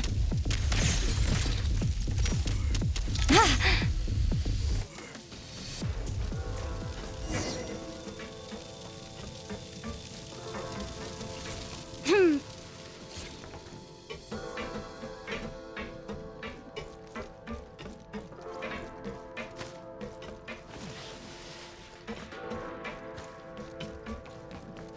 Whoa, careful! Shift your center of gravity and slide down.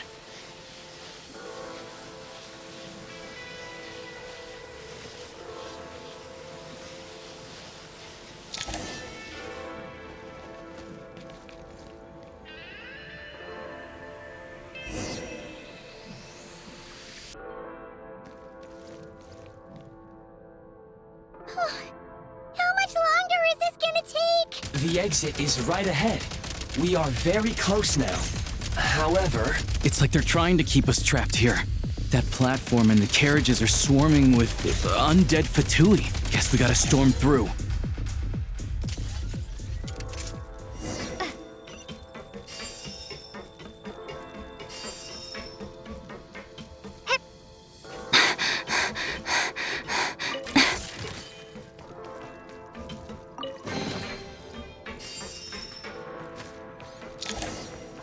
Time to catch my breath.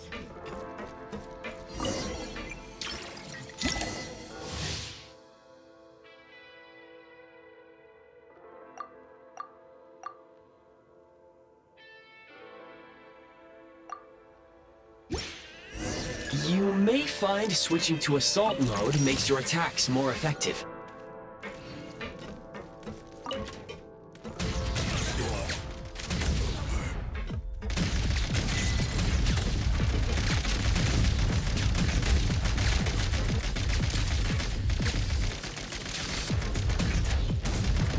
Gotta recharge.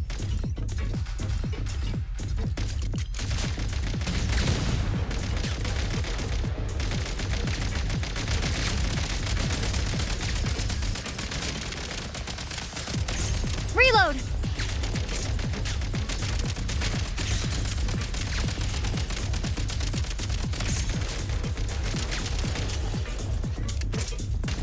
Reloading. It's over.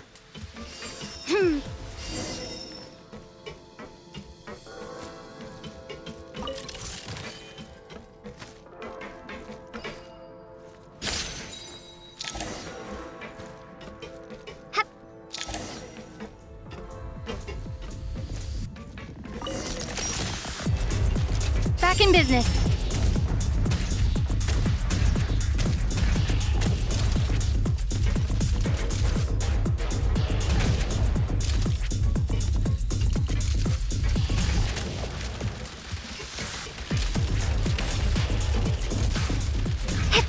Gotta recharge.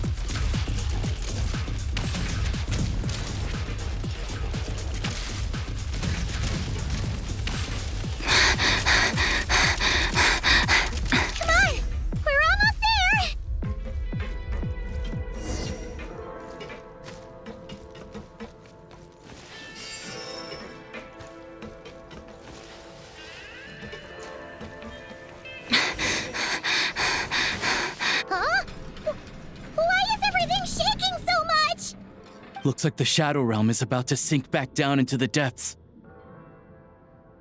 The exit is right here.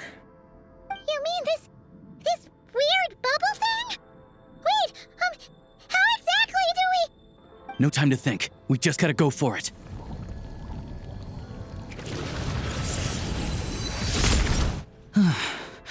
Looks like I was right.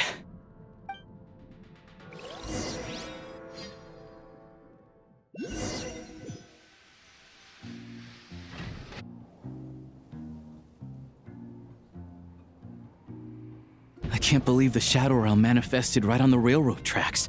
It's almost unheard of. Lucky we made it out. All thanks to you and that awesome gun. Ah, so you have heard of the Golden City before? Yeah, it came up a whole bunch in Nokrai. You're a pretty neat surprise in that sense, aren't you, Goggles? We had no idea they left cool gadgets like you behind. Make no mistake, it was a team effort. For a first-time firearm user, your performance was quite outstanding, far beyond my expectations. As Alosha said, it is highly unusual for the Shadow Realm to manifest in a place like this, but we should still watch out for similar dangers ahead. Oh, let's hope not. If anything else goes wrong with this trip, Paimon's gonna have train trauma for life. The Shadow Realm can appear anywhere, not just on the railroad. I am simply advising that we take sensible precautions. Now, if you wish to further calibrate and upgrade your firearm, you may do so over there, provided you have the necessary components. Please take a moment to catch your breath while I repair the body of the train. Amongst other things, this will ensure Paimon is a little warmer while on board. Oh, thanks, Goggles. You're a trusty train conductor. Well, maybe trusty isn't quite the right word, considering. Anyway, at least you get the job done. Yes, of course. And just like the Eye of Grey, I am sure it will be a great asset to you in your future adventures. If not the trustiest, then it will at least get the job done. Let's get some fresh air while the Eye of Grey fixes the train. Yeah, sure. Paimon wants to forget all about the Shadow Realm. It was so creepy in there. Stretching her legs might help take her mind off things.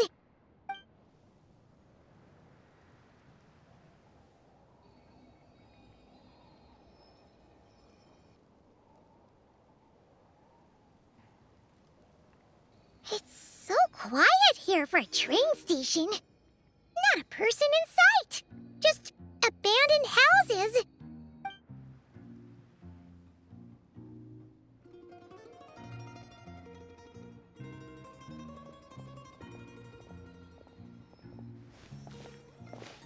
Huh? So much for repair? You've swapped our train out for a whole new model! My plan was to restore the train to its original appearance per my records as quickly as possible. Now that the repairs are complete, the train offers optimized performance and a significantly improved trendiness level. Huh. Didn't know trendiness was a parameter. According to my calculations, parameterization is the most effective way for the Eye of Grey to understand trendiness. Hyperborea, huh? I'm sure I've heard of that in a story somewhere. What an incredible little gadget you are.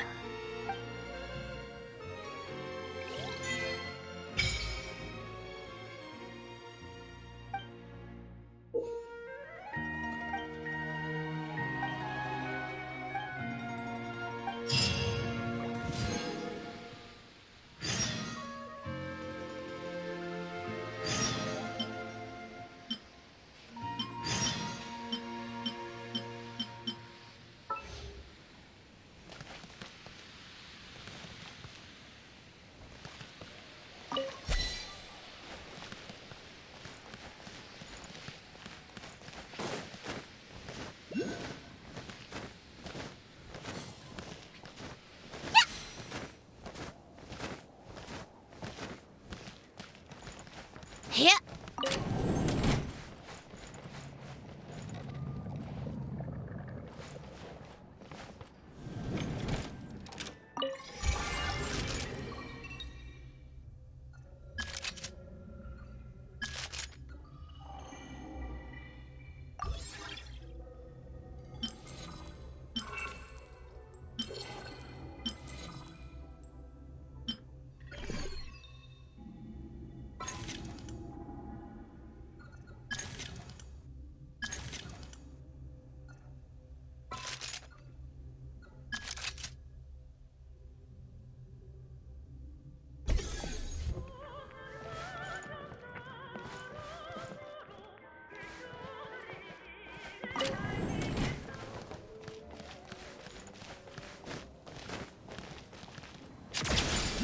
Pick up the pace.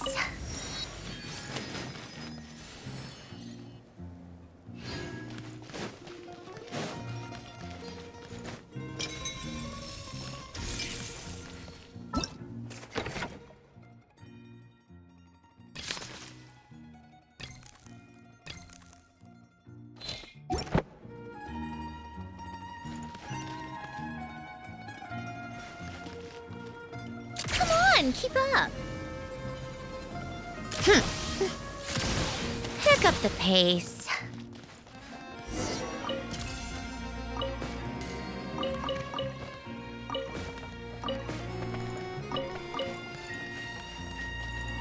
Take a break.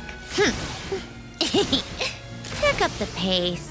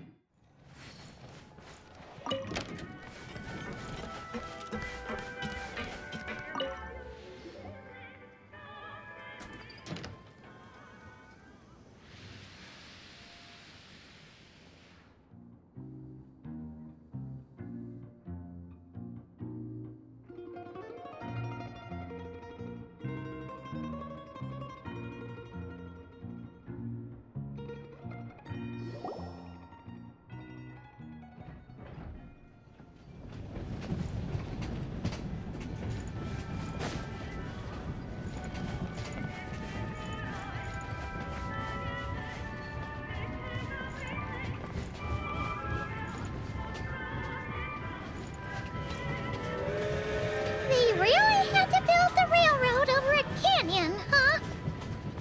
You might want to avoid looking down if you're afraid of heights. No, it's not that. Paimon's just praying the we don't have yet another accident.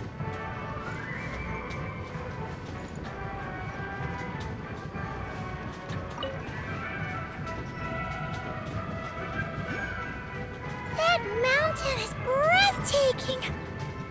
Reminds Paimon of Dragonspine. They say this mountain's the domain of a Snegovic lord. A lot of the Snegovic retreated there to live in seclusion, so it's a pretty mysterious place. You hear all kinds of stories. Even the residents of the nearby town of Svietlo-Lidovka steer clear of the summit, and they make a living off of harvesting prime ice.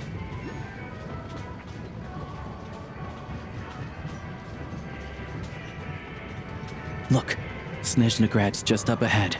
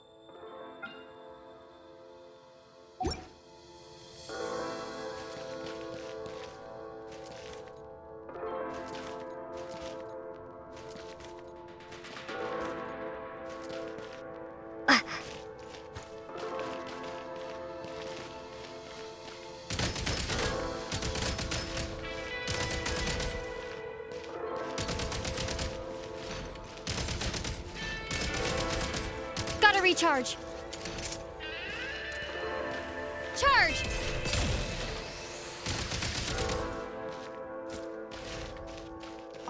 Now these will come in handy.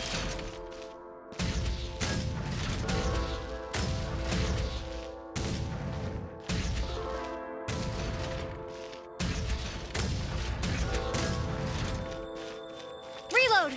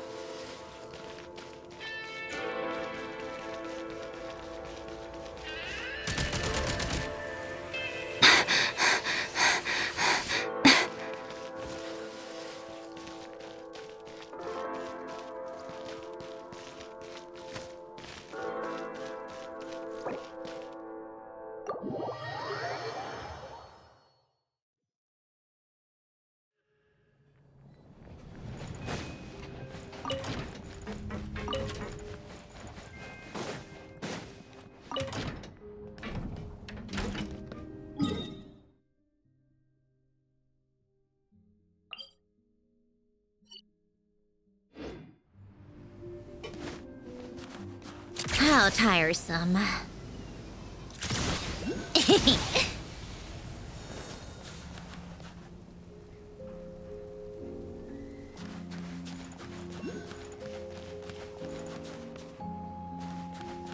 Take a break.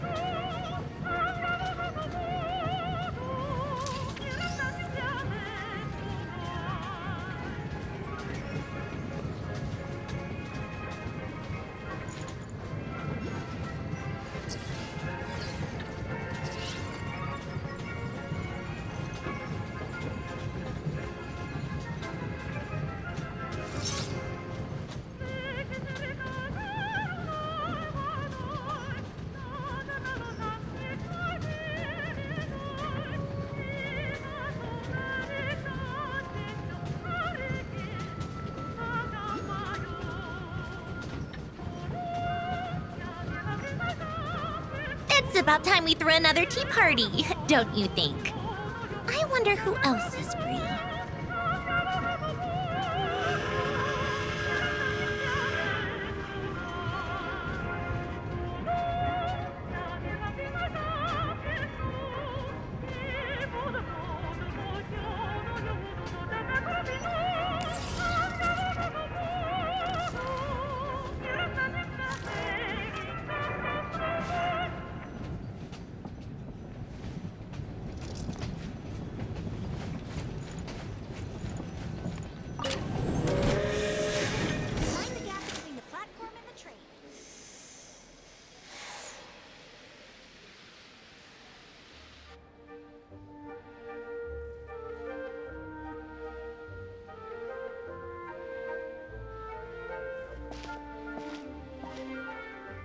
Here we are. Welcome to Snezhnograd train station, the biggest transport hub in the nation. Wow! It's so majestic! Just flying from one side to the other would probably leave Paimon out of breath! It's built for maximum efficiency, but yes, transferring trains here can be a little tiring. In the future, you can use this train station to travel anywhere you want in Snezhnaya. For now, though, come with me.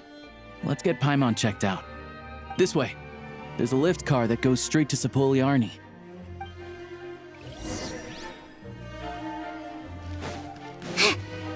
Please go on, I'm listening.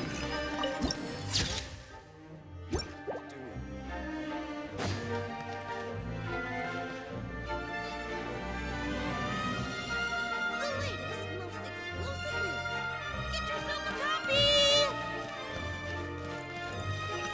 Come on, keep up. Look! Look! They have really funny-looking hats. And those ones are about the same height as Paimon. But it looks...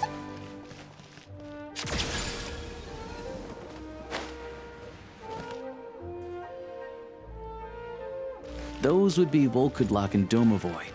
You'll also see the Winged Vila and the Snowborn Snegovic amongst others. No wonder. We'd heard that Snezhnaya used to be the realm of the Fae. Paimon can really see it now.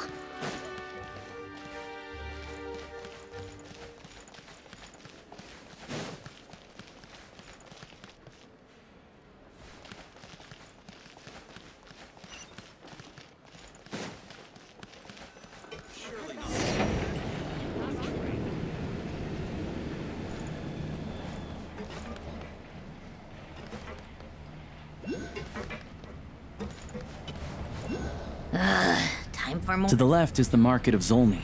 They sell everything there. You can often find some nifty little trinkets. To the right, you'll see the Korolyevsky Theater in the distance. Look at that! Incredible!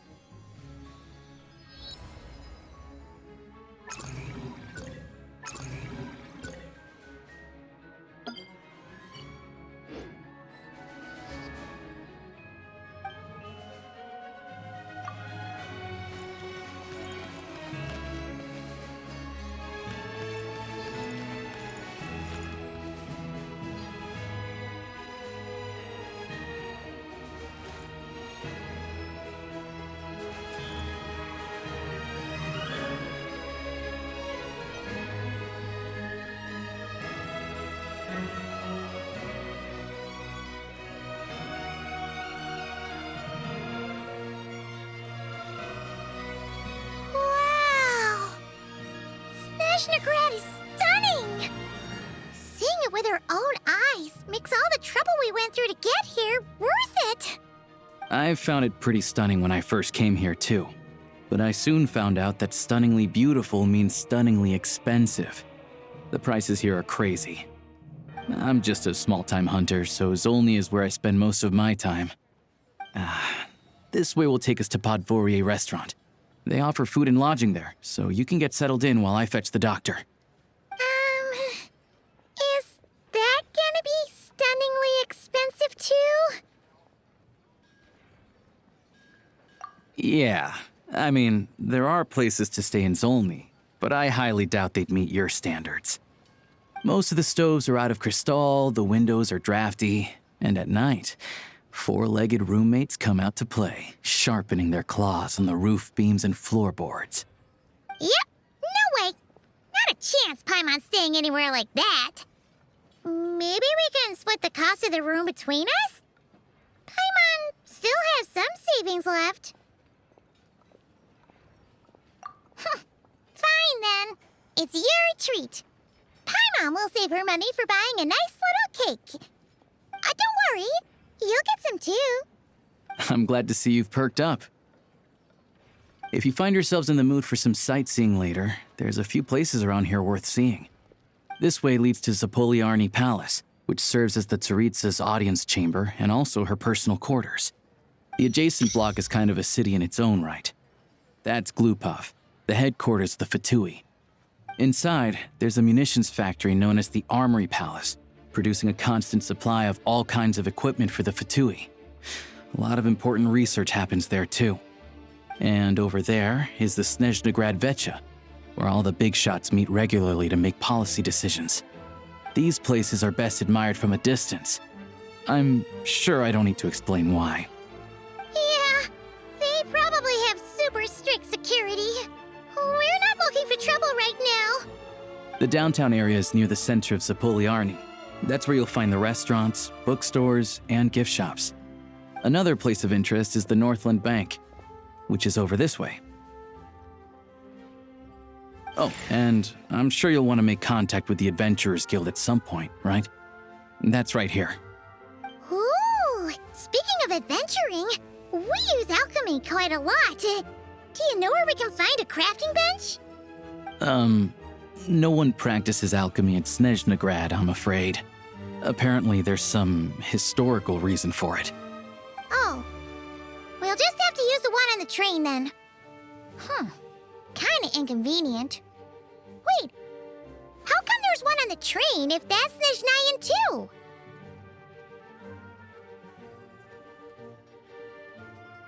Yeah, I don't know. Not my area of expertise. Still, I wouldn't say the absence of alchemy makes life here any less convenient. Anyway... Finally, there's Zolny in that direction. It's mostly residential buildings and factories, but there's a few shops too. Worth a look around if you're interested.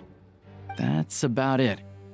You guys go ahead and get checked in while I track down my doctor friend. Sounds good. Thanks for all the recommendations. It'll be good to get out of the cold wind. Paimon's starting to feel another headache coming on. Podvorier restaurant is right this way.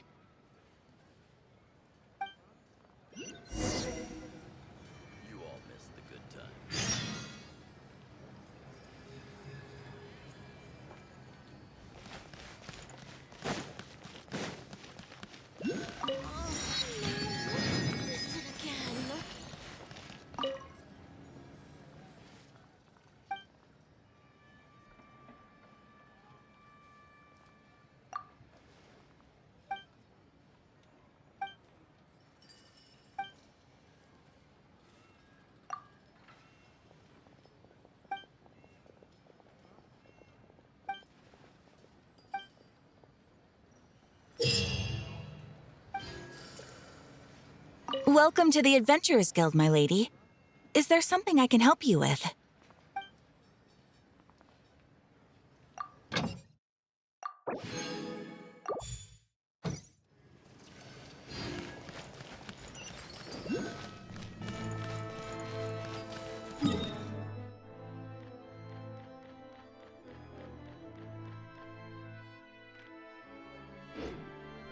How tiresome. Pick up the pace. take a break?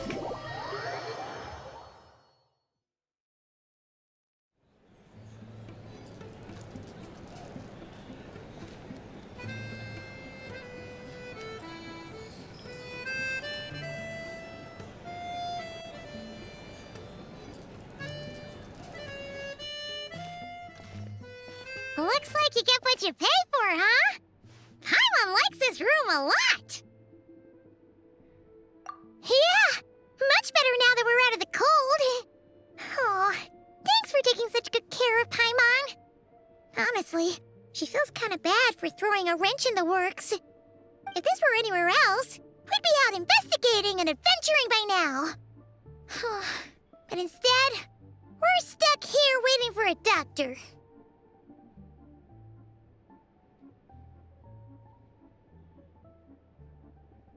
You're right. No need to push ourselves too hard for no reason. A lot happened on our way into the city. Let's review what we've learned so far and try to figure out what to do next.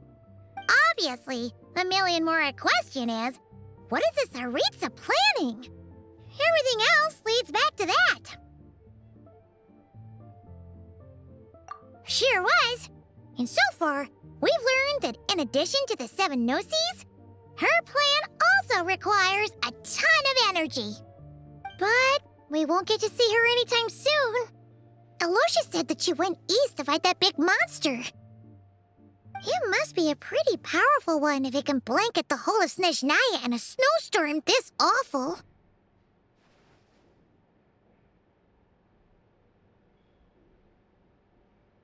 To be honest, what we're really lacking right now is information.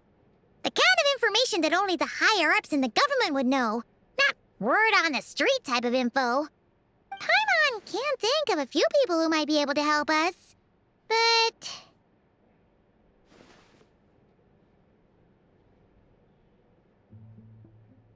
Right!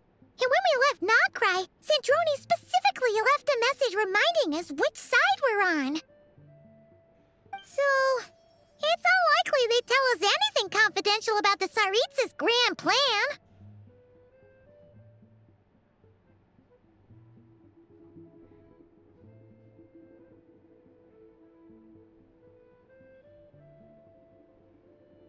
Yeah, fair point. Besides, that Gloop-Off place is right nearby. We've got nothing to lose, so it'd be a waste not to go. There's gotta be someone there willing to talk to us, right? Maybe Arlecchino or Sandrone? Or possibly Tartaglia. But it's unlikely we could sweet-talk Arlecchino, let alone Sandrone. She basically told us to stay in her lane already.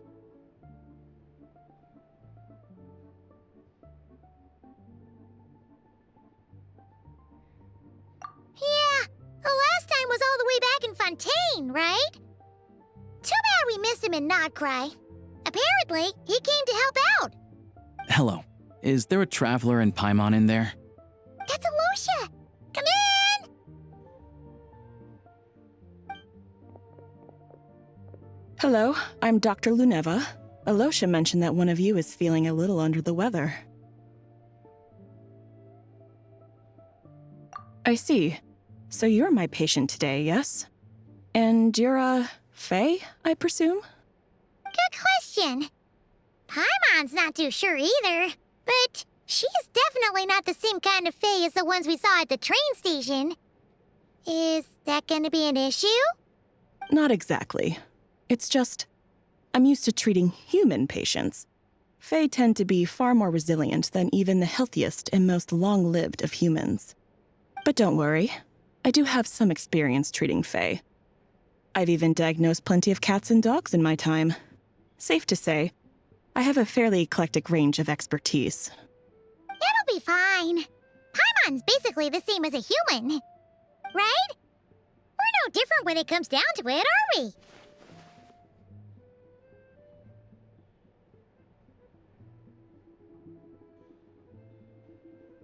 More like you don't eat enough. The more talking you do, the more you need to eat.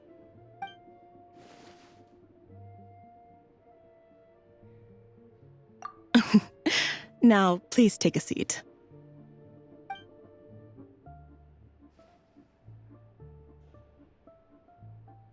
Okay, vital signs are good. Test results are all within normal ranges. I don't think it's anything serious. More than likely, you've just caught a cold. I can give you some medicine to tide you over, but as long as you rest properly for the next couple of days, you should feel better. Make sure to keep an eye on your temperature, though. If you find yourself with a persistent low-grade fever, or if your symptoms don't improve, just contact me again. Sounds like there's no cause for alarm.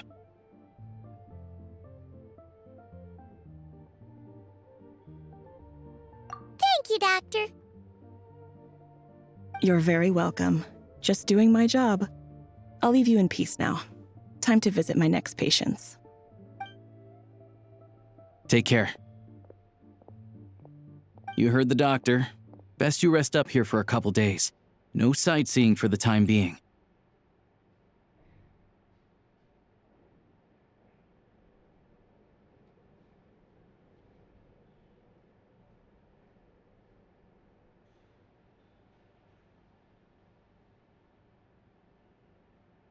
All right, then. Guess we've got no choice. Let's just treat it as a short vacation. I have to get back to it. If you need anything else from the doctor or me, go to the Hunter Trade Station in Zolny. The boss there knows how to reach me.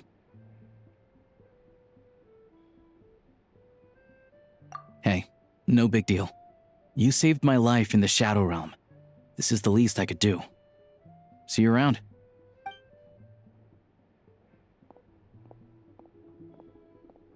All right. Time to find Child and see what he can tell me.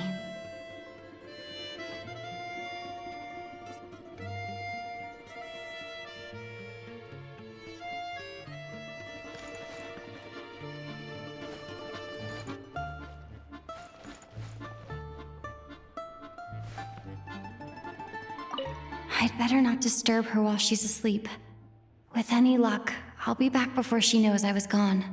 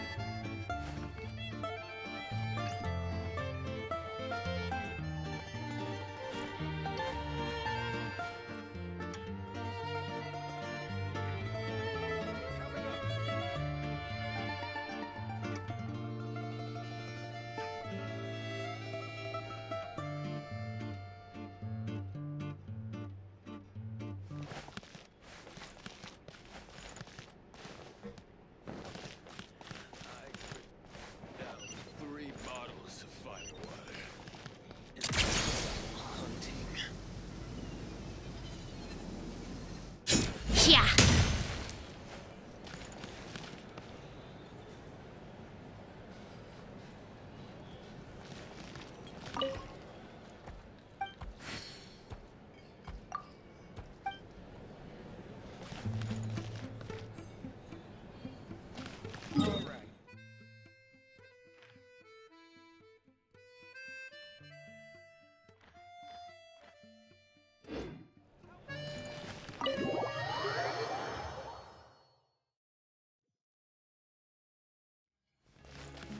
How tiresome.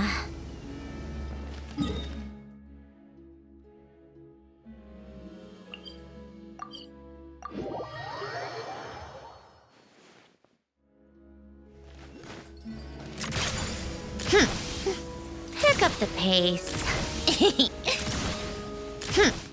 Take a break. Pick up the pace. How tiresome.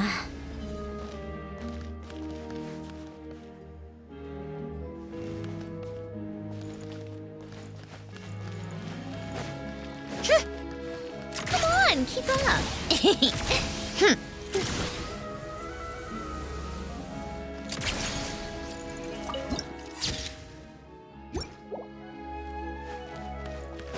Take a break. Pick up the pace.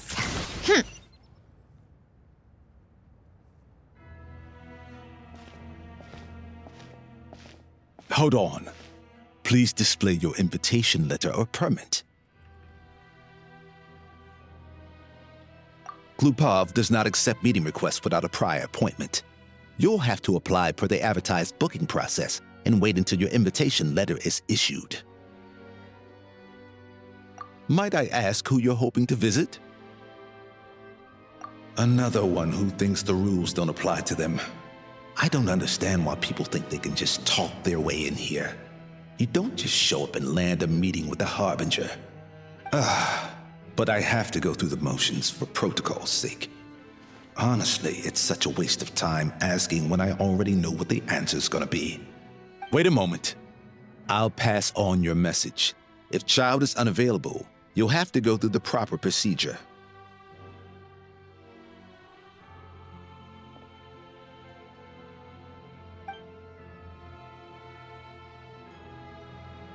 Lord Child is a busy man. He's probably not in Glupov at the present. If I were you, I'd cut your losses. No point in waiting any longer. Even if you two are old friends as you claim, please understand that the Fatui Harbingers are often busy with their official duties. They tend not to stay in Glupov for extended periods. Next time, stick to the rules. You'll make life easier for both of us, Greetings, Lady Marionette. I'll take care of our guest here. It's her first time in Snezhnaya, so it's no surprise that she doesn't know the rules yet. I trust no choice words have been exchanged. No misunderstandings I should be aware of. No, Lady Marionette. No incidents to report. Whew, that was a close call. Good thing I played it cool.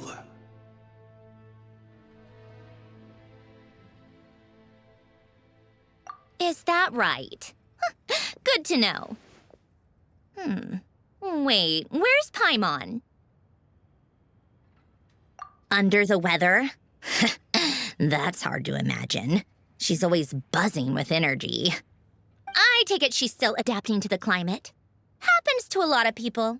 It's even colder here than in Nodcry. Has she seen a doctor? I can get you one if you need.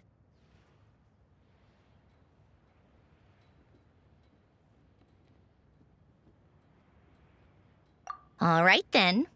Well, let me know if you run into any other problems. Why else? I was just about to sit down for some much-needed tea time when I heard that an old friend of Tartaglia's had shown up outside. No appointment, nothing. And, as obnoxious as it may be to show up uninvited at Glupov, I couldn't help but take pity on the poor soul who was waiting outside in vain. So I had no choice but to abandon my freshly brewed piping hot tea and come to see this mystery guest for myself. Well, I felt our time working together in Nodcry warranted some courtesy. I couldn't exactly let you freeze to death out here in the wind. Unfortunately, I can't invite you inside either. The rules of Glupov wouldn't allow it, and as a Harbinger, I have to lead by example. On the plus side, Snezhnograd actually has some class, unlike Nasha Town. Torchlight Books has a very nice selection of teas and cakes, so we can catch up there. Your treat, of course. Because I already wasted one perfectly good cup of tea today. That's why.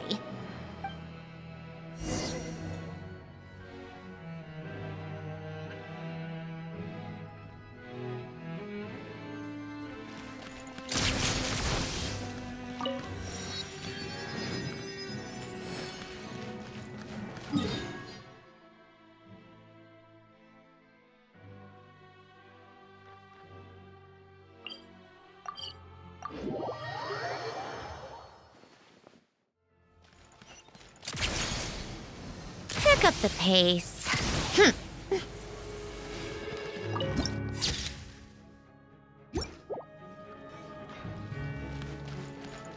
How tiresome.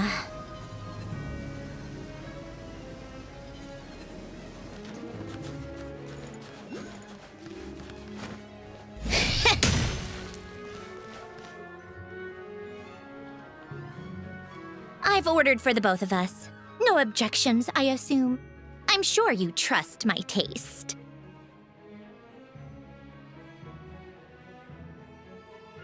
Okay, let's get down to business. I'm guessing you don't actually have any urgent business with Tartaglia, per se. You just want information, right?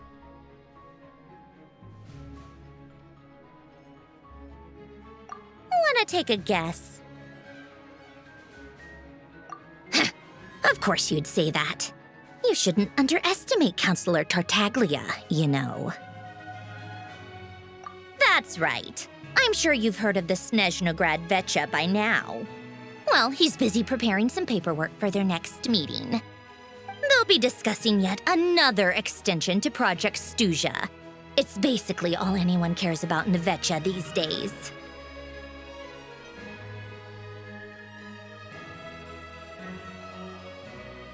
Yeah, he's more of the shoot first, ask questions later sort, isn't he?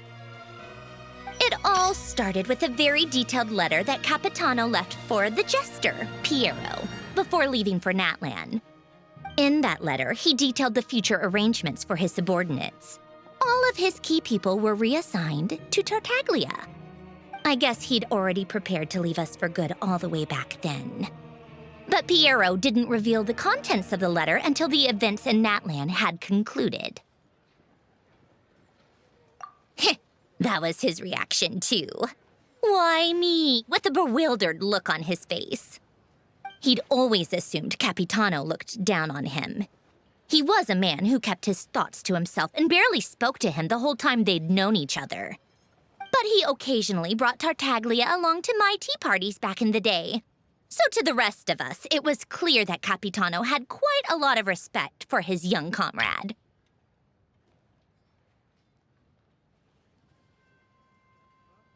By the rest of us, I mean my tea party regulars. Arlecchino, Rosaline, and... actually, not Columbina. She was probably oblivious to it. Anyway, then the Liues situation happened. Normally, it took a lot to get under Capitano's skin, but that time he was furious. It's not really my place to talk about it, though. You can ask Tartaglia about it sometime. Basically, Tartaglia probably had the wrong idea about Capitano all along, right up until Piero revealed the letter he'd left behind. Capitano believed that despite Tartaglia's immaturity, he showed great potential. Plus, he possessed a kind of purity rarely seen among members of the Fatui. Yeah, it's one of the few things that I'd agree those two have in common. But there's one other reason why Capitano chose Tartaglia to assume command of his troops. He knew that after he was gone, several of the others would swoop in on his army like vultures. With the ones who stood to benefit the most being the rooster Pulcinella and Regrator Pantalone. Once they divided Capitano's troops between them, they'd be more powerful than ever. No one would be able to stop them. So, you can see why Capitano chose to hand that letter to Piero, right? Exactly. Piero also needed to back a harbinger as soon as possible. And all things considered, Tartaglia was the best choice. Even though Tartaglia has had the support of Northland Bank for a long time, he and Pantalone are ultimately not cut from the same cloth. I'd say Capitano made a good judgment call. Anyone else caught in this situation would probably feel like they'd been hung out to dry. His best course of action will be to distance himself from any shady business, while still maintaining friendly relations with Pantalone, but seeking Pulcinella's support at the same time.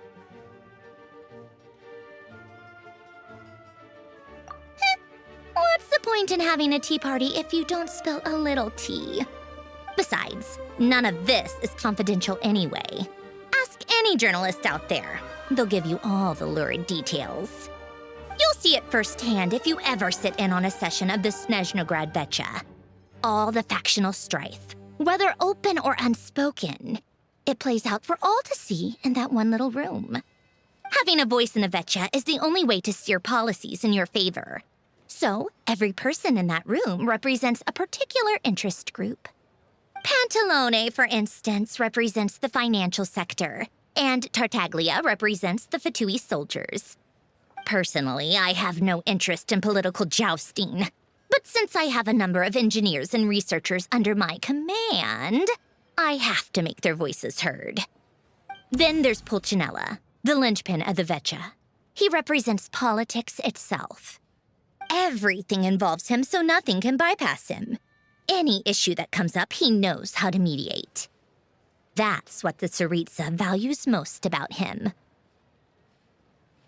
I'm starting to see why everyone is so frustrated with the way things are, but also powerless to change it.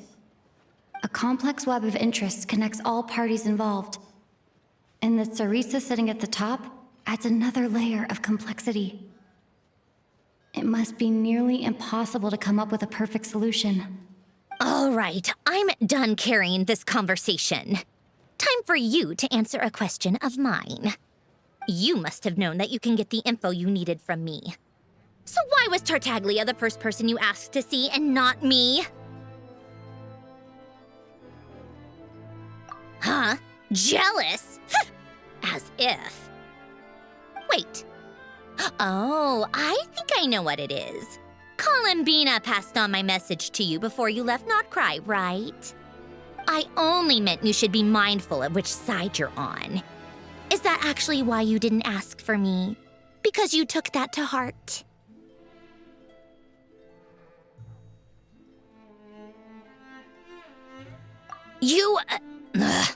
Fair enough. It's not your fault. I blame all these politicians I've been hanging around with lately. Always beating about the bush when they talk. I guess it must have rubbed off on me. Anyway, just ask for my help next time, okay? Little things like this are no problem. Lady Marionette. What now? Can't you see I'm on my break? Whatever it is, just leave it on my desk. I'll look at it later. Sorry to disturb you during your break, ma'am, but I'm afraid it's an emergency. Isn't it always? I've told you before, fixing the tracks and transporting ice blocks does not constitute an emergency. The equipment in Svietlo-Laidovka is in urgent need of maintenance. With how the weather's been recently, we suspect that the cause is a buildup of snow, exceeding the maximum weight limit. The supports on one of the machines broke and fell, awakening a dormant beast and leaving many of the ice miners trapped in a nearby ice cave. Luckily, Odette's team was nearby and launched a rescue operation, but we're still facing a severe manpower shortage for both the rescue and engineering teams. I guess that's it then. Our tea party will have to end here. I'm the only engineer you'll need.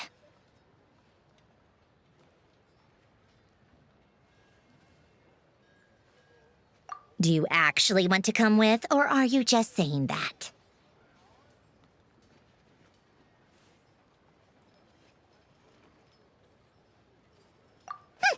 Nice of you to return the favor. I'll have a couple of people look after Paimon. They can let her know that you had to step out for a while. Given how urgent this is, I'm sure she'll understand. And honestly, I'd rather have your help than anyone else's. Between your skills and experience, you'd be reliable help. Then let's go. You, take 2 people to Podvorier restaurant. Find her room and watch it like a hawk until we get back. If anything happens to Paimon, you'll be answering to me. Yes, Lady Marionette.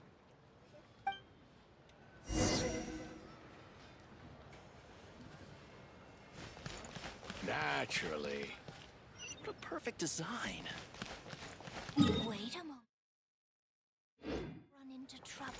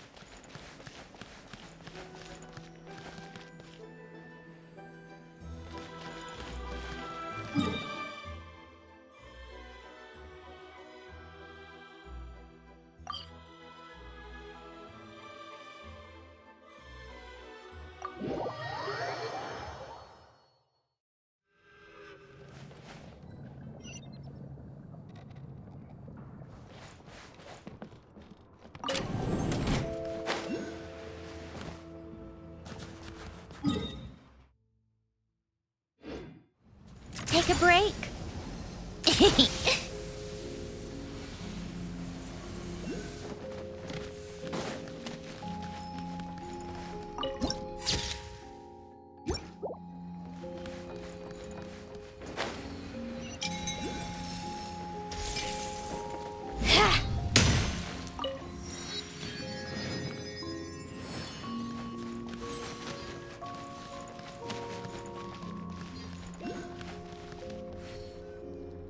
They weren't exaggerating. This is really dangerous.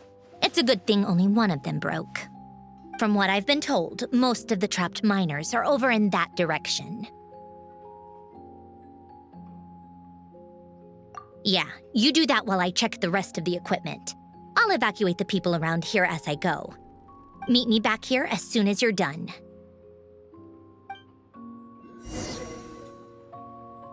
I sympathize. This is how it's always been. Those are rules. Everyone's gotten by like this for years.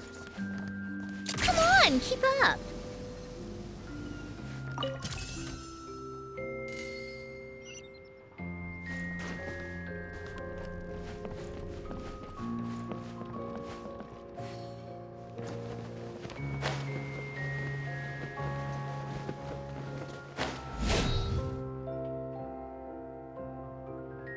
I have to be getting close. Don't go any further.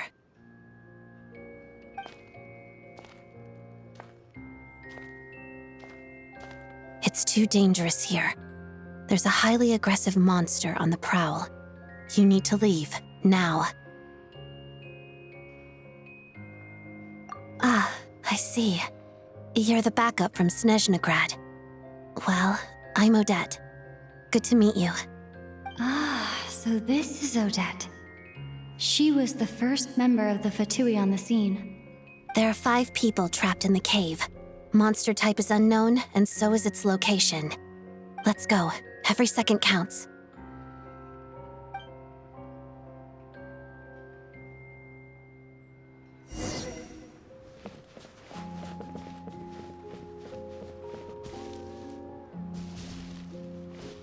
Take this!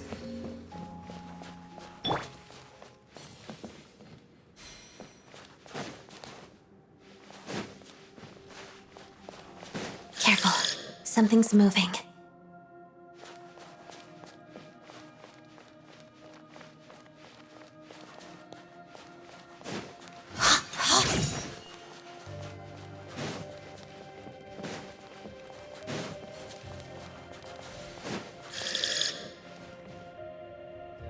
This must be the monster's shadow. Looks like a tough opponent.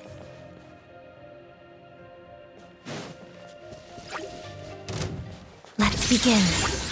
Waltz of the snowflakes.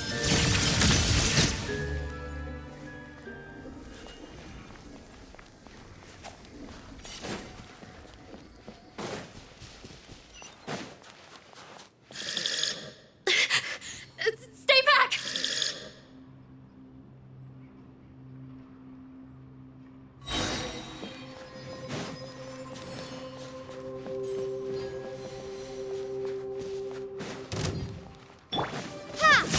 Bellowing thunder!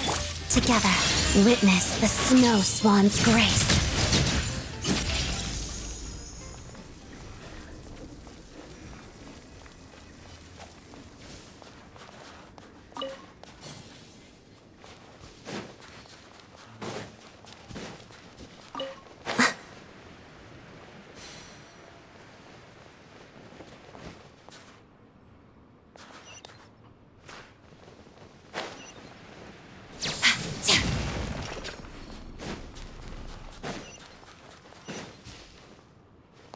I see them. They're right behind the monster. The monster seems very agitated. It could attack at any moment. Let's make the first move.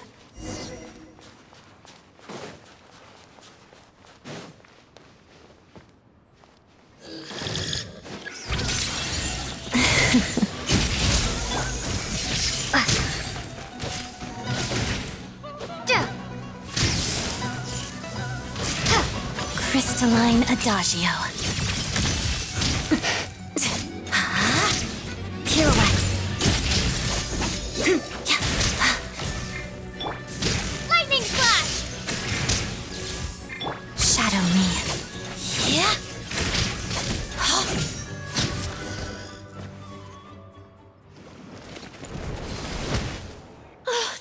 you for saving us. We'd have been monster fodder otherwise. Thank you. Thank you. You're welcome. You should be safe now. Follow this route out. She and I will stay behind to watch the rear.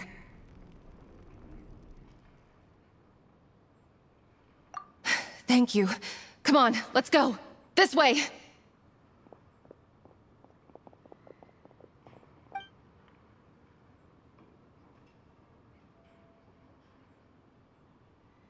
I've searched the area. Pretty sure the monster made a tactical retreat.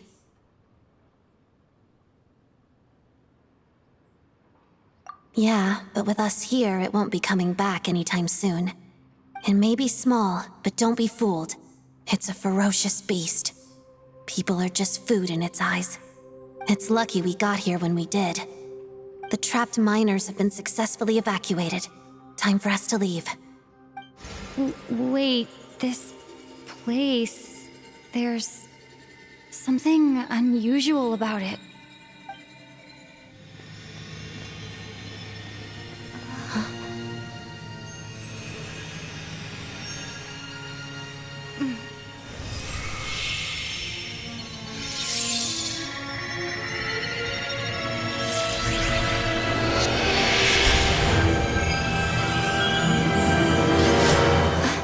What is that? I don't know. It's back? Guess it has family.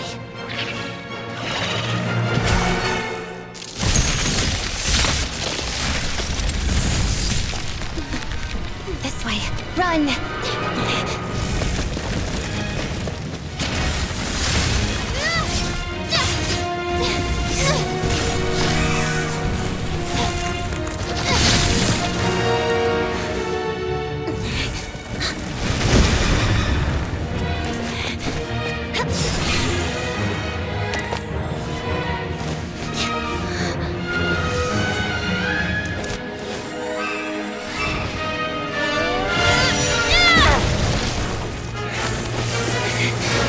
Thanks. Let's get out of here.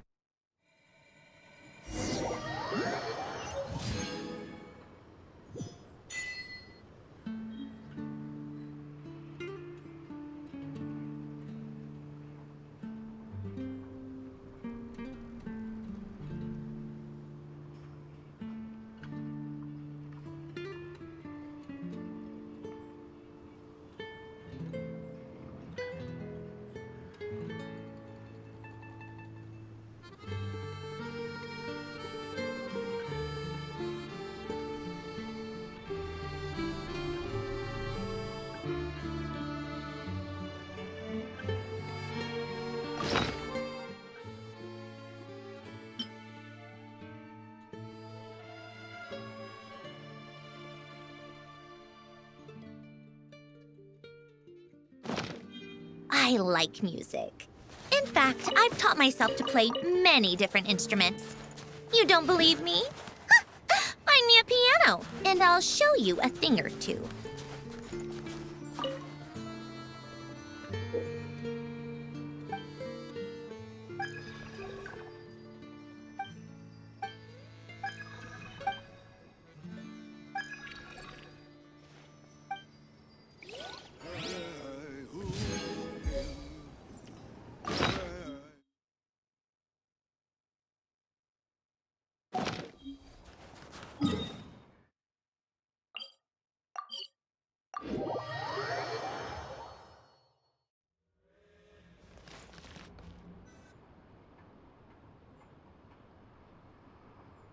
Everyone's accounted for. We managed to rescue them all. We also placed a sign at the entrance to the cave, warning people to stay away. You really held your own today. I still don't know your name. Don't think I've seen you before. I'll remember the name. All right then. See you around. Hello, Lady Marionette. I hear the rescue operation was a great success. I knew I could count on you. What brings you here, Odette? Here for a performance? No, a Fatui mission. I happened to be nearby and heard the crash. She hasn't introduced herself then. Odette is the prima ballerina of Snezhnograd. She's quite the celebrity. If you ever hear people mention the two crowning jewels of the Korailievsky troupe, they're talking about Odette and the prima donna, Vodianitsa. On top of that, Odette's also a rising Fatui star. It's looking likely she'll inherit the title of the Fair Lady. She learned all her combat skills from Rosaline herself. Used to be one of her most valued subordinates, too. You flatter me, Lady Marionette. If she's Rosaline's protege, that makes me... never mind. There's no need to bring it up. No point making things awkward. How's progress on your end, Lady Marionette? Equally successful. I finished reinforcing all the equipment. Took me a little longer without Polonia's help. But the outcome is the same, of course. Even if the heavy snowfall summoned by that monster lasts for another 3 months straight, this equipment won't give way. All right, now that we're done here, it's time to get out of this blizzard.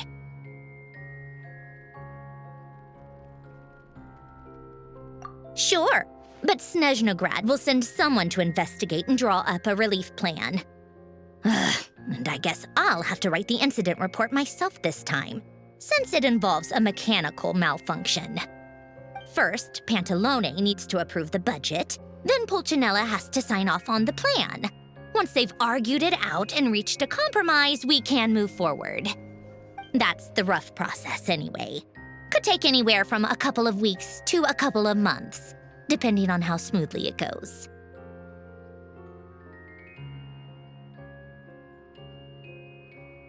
Yup, nothing we can do about it. There's a whole stack of incident reports like this back at the office. The snow has eased a little for now, but there's no telling when that will change with that monster still at large. Fuel for heating is in short supply, and relief is weeks away. There's no immediate threat to life, but still, it just feels like there should be a better way. Hey, quit daydreaming. Let's get back to Snezhnograd. When did you get a new sword? I found it in a cave. It handles pretty nicely. You have a strange affinity for secondhand swords. I sympathize, but rules are rules.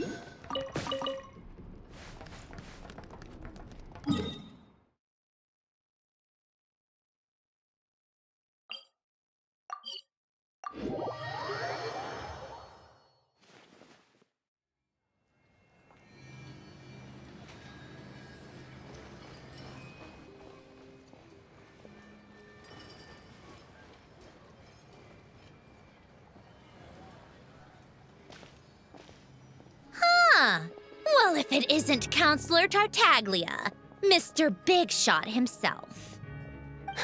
Go easy on me, all right? I'm still recovering from the interrogation the real Big Shots put me through. Hey, comrade, it's been too long. I heard you came looking for me earlier. Nicest surprise I've had in a while. Good to see you too, Odette.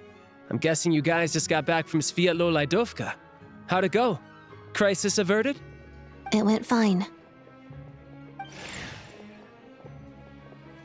How about you? Any new developments?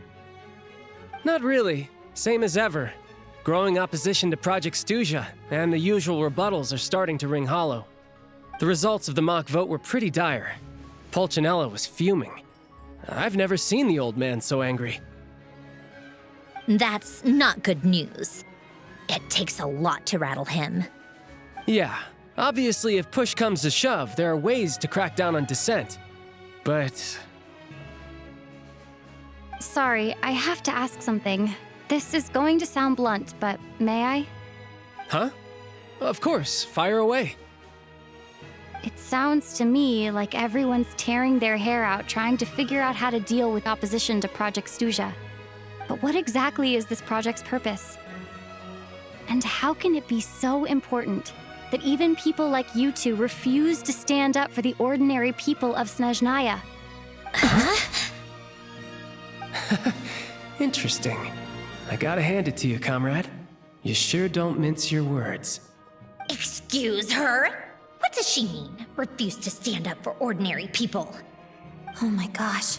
How does she dare speak to the Harbingers like that? Are you interrogating us now? It's okay, Sandrone. Let me explain. I think I understand where she's coming from. If I could, I'd take your side right now.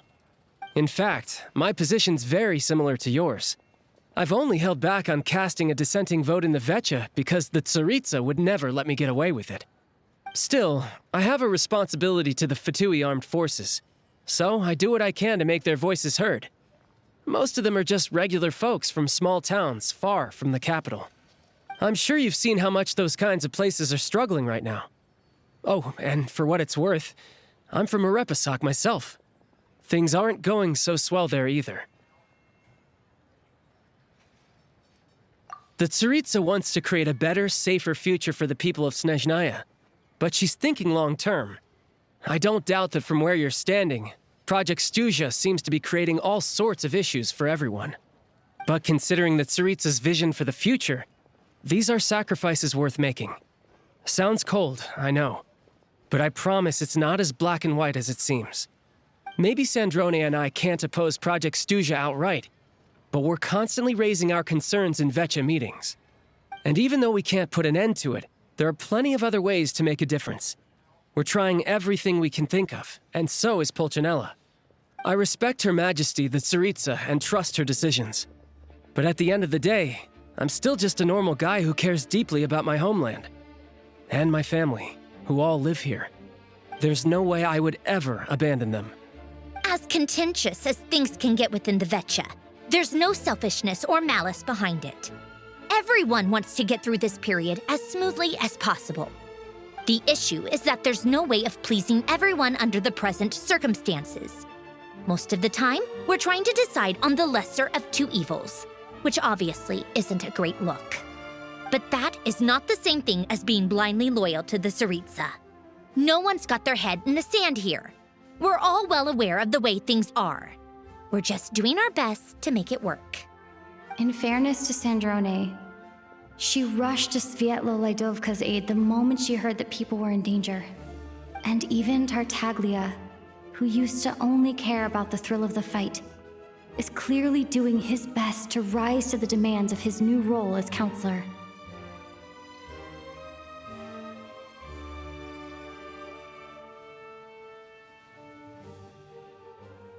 Hey, come on. There's only so much we can say, so don't press us too hard. Look, I know how untenable the Tsaritsa's position looks if you don't understand her motives. Maybe you've heard already, but she's currently leading her army on a campaign to the east to defeat the monster that's been causing these brutal blizzards. Striking that monster down will be a significant step in dealing with the present energy crisis. As laser-focused as she is on realizing her lifelong ambitions, she's still putting time and energy into taking down this powerful monster. To me, that says a lot. If she thought Snezhnaya and its people didn't matter in the grand scheme of things, why would she waste her time on something like this?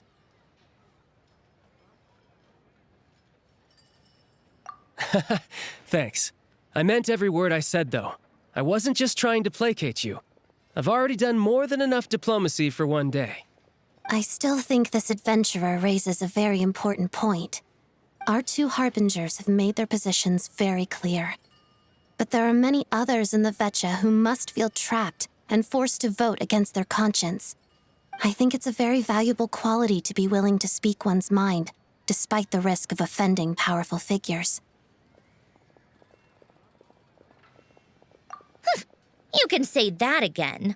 I highly doubt we'd feel the need to explain ourselves so much if we didn't know you so well. Forgive me, adventurer, but might I be so bold as to ask about your background? How is it that you can converse so openly with two Harbingers? Oh, haven't you been properly introduced? Easier said than done. I like to think I'm not the kind of person who goes around busting open people's old wounds. I've only learned her name so far, and no details of her experiences. Is something wrong? Uh-oh. Is there no avoiding the subject of Rosaline? No, it's just... All right, I guess there's no getting around it. This is the world-renowned traveler who helped resolve the storm terror threat in Mondstadt, cleaned up after the mess I made in Liyue, and then went to Inazuma, where there was a duel before the throne in which the traveler defeated Rosaline. Oh. I'm sorry. I didn't think you two would be seeing much of each other, so I figured it wasn't worth bringing up. It's fine. It was a long time ago. It's fine. Sorry. I just remembered that we have a rehearsal coming up. Please excuse me. I should get going.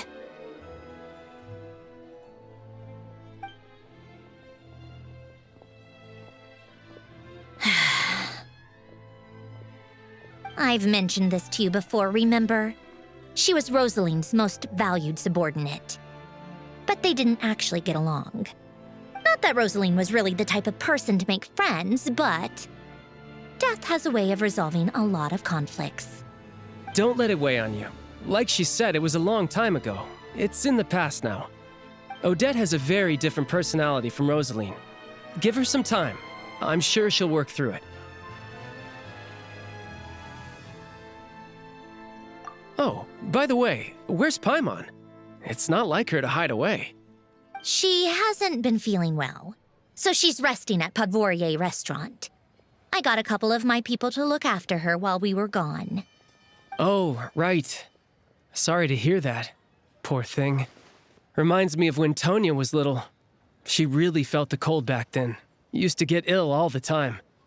I felt so bad for her seeing her lying in bed, coughing. She was so mature for her age, though. Whenever someone came to visit her, she'd greet them with a smile and would never complain. I'm sure Paimon's a good kid, too. You're a little short on manpower, right? Let me have a couple of my people take over for yours. I'll send my most capable and reliable. They'll make sure Paimon can recover in peace. Well, that would be great. Your people are more qualified. Hey, don't mention it. I'm sure you have things to do. Hopefully this takes a load off your mind. So no more accusing me of not being on your side, all right?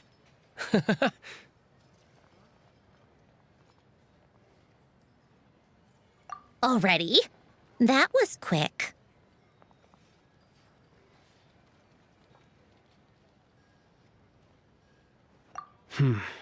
I'm afraid I can't help you there.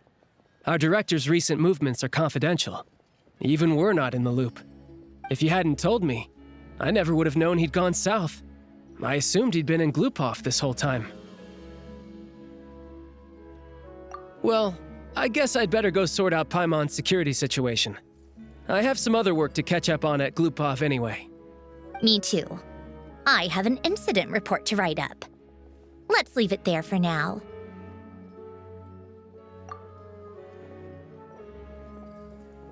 I guess everyone's in a difficult position. But Tartaglia's right. I have things to do. Things I want to do, and things I ought to do. To start with, I should go ask Alosha if he knows of any way to help Sviatla Ledovka.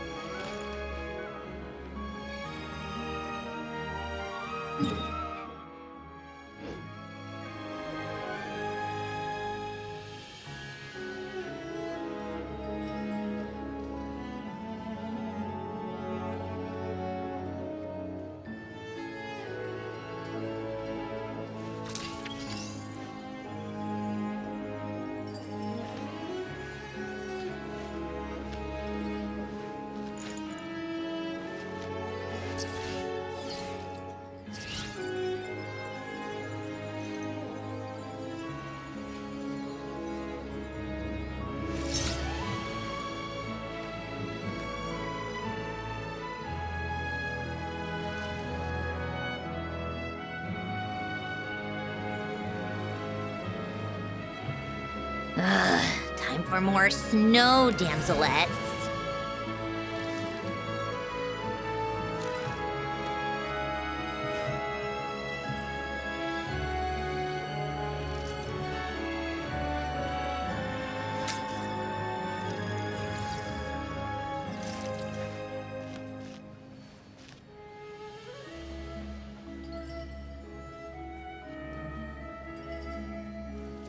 Every Snezhnayan citizen cares about.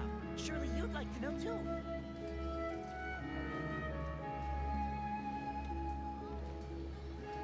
Called back to the Zeppeljärni Palace again? Ugh, seriously. What's the point in all these endless meetings?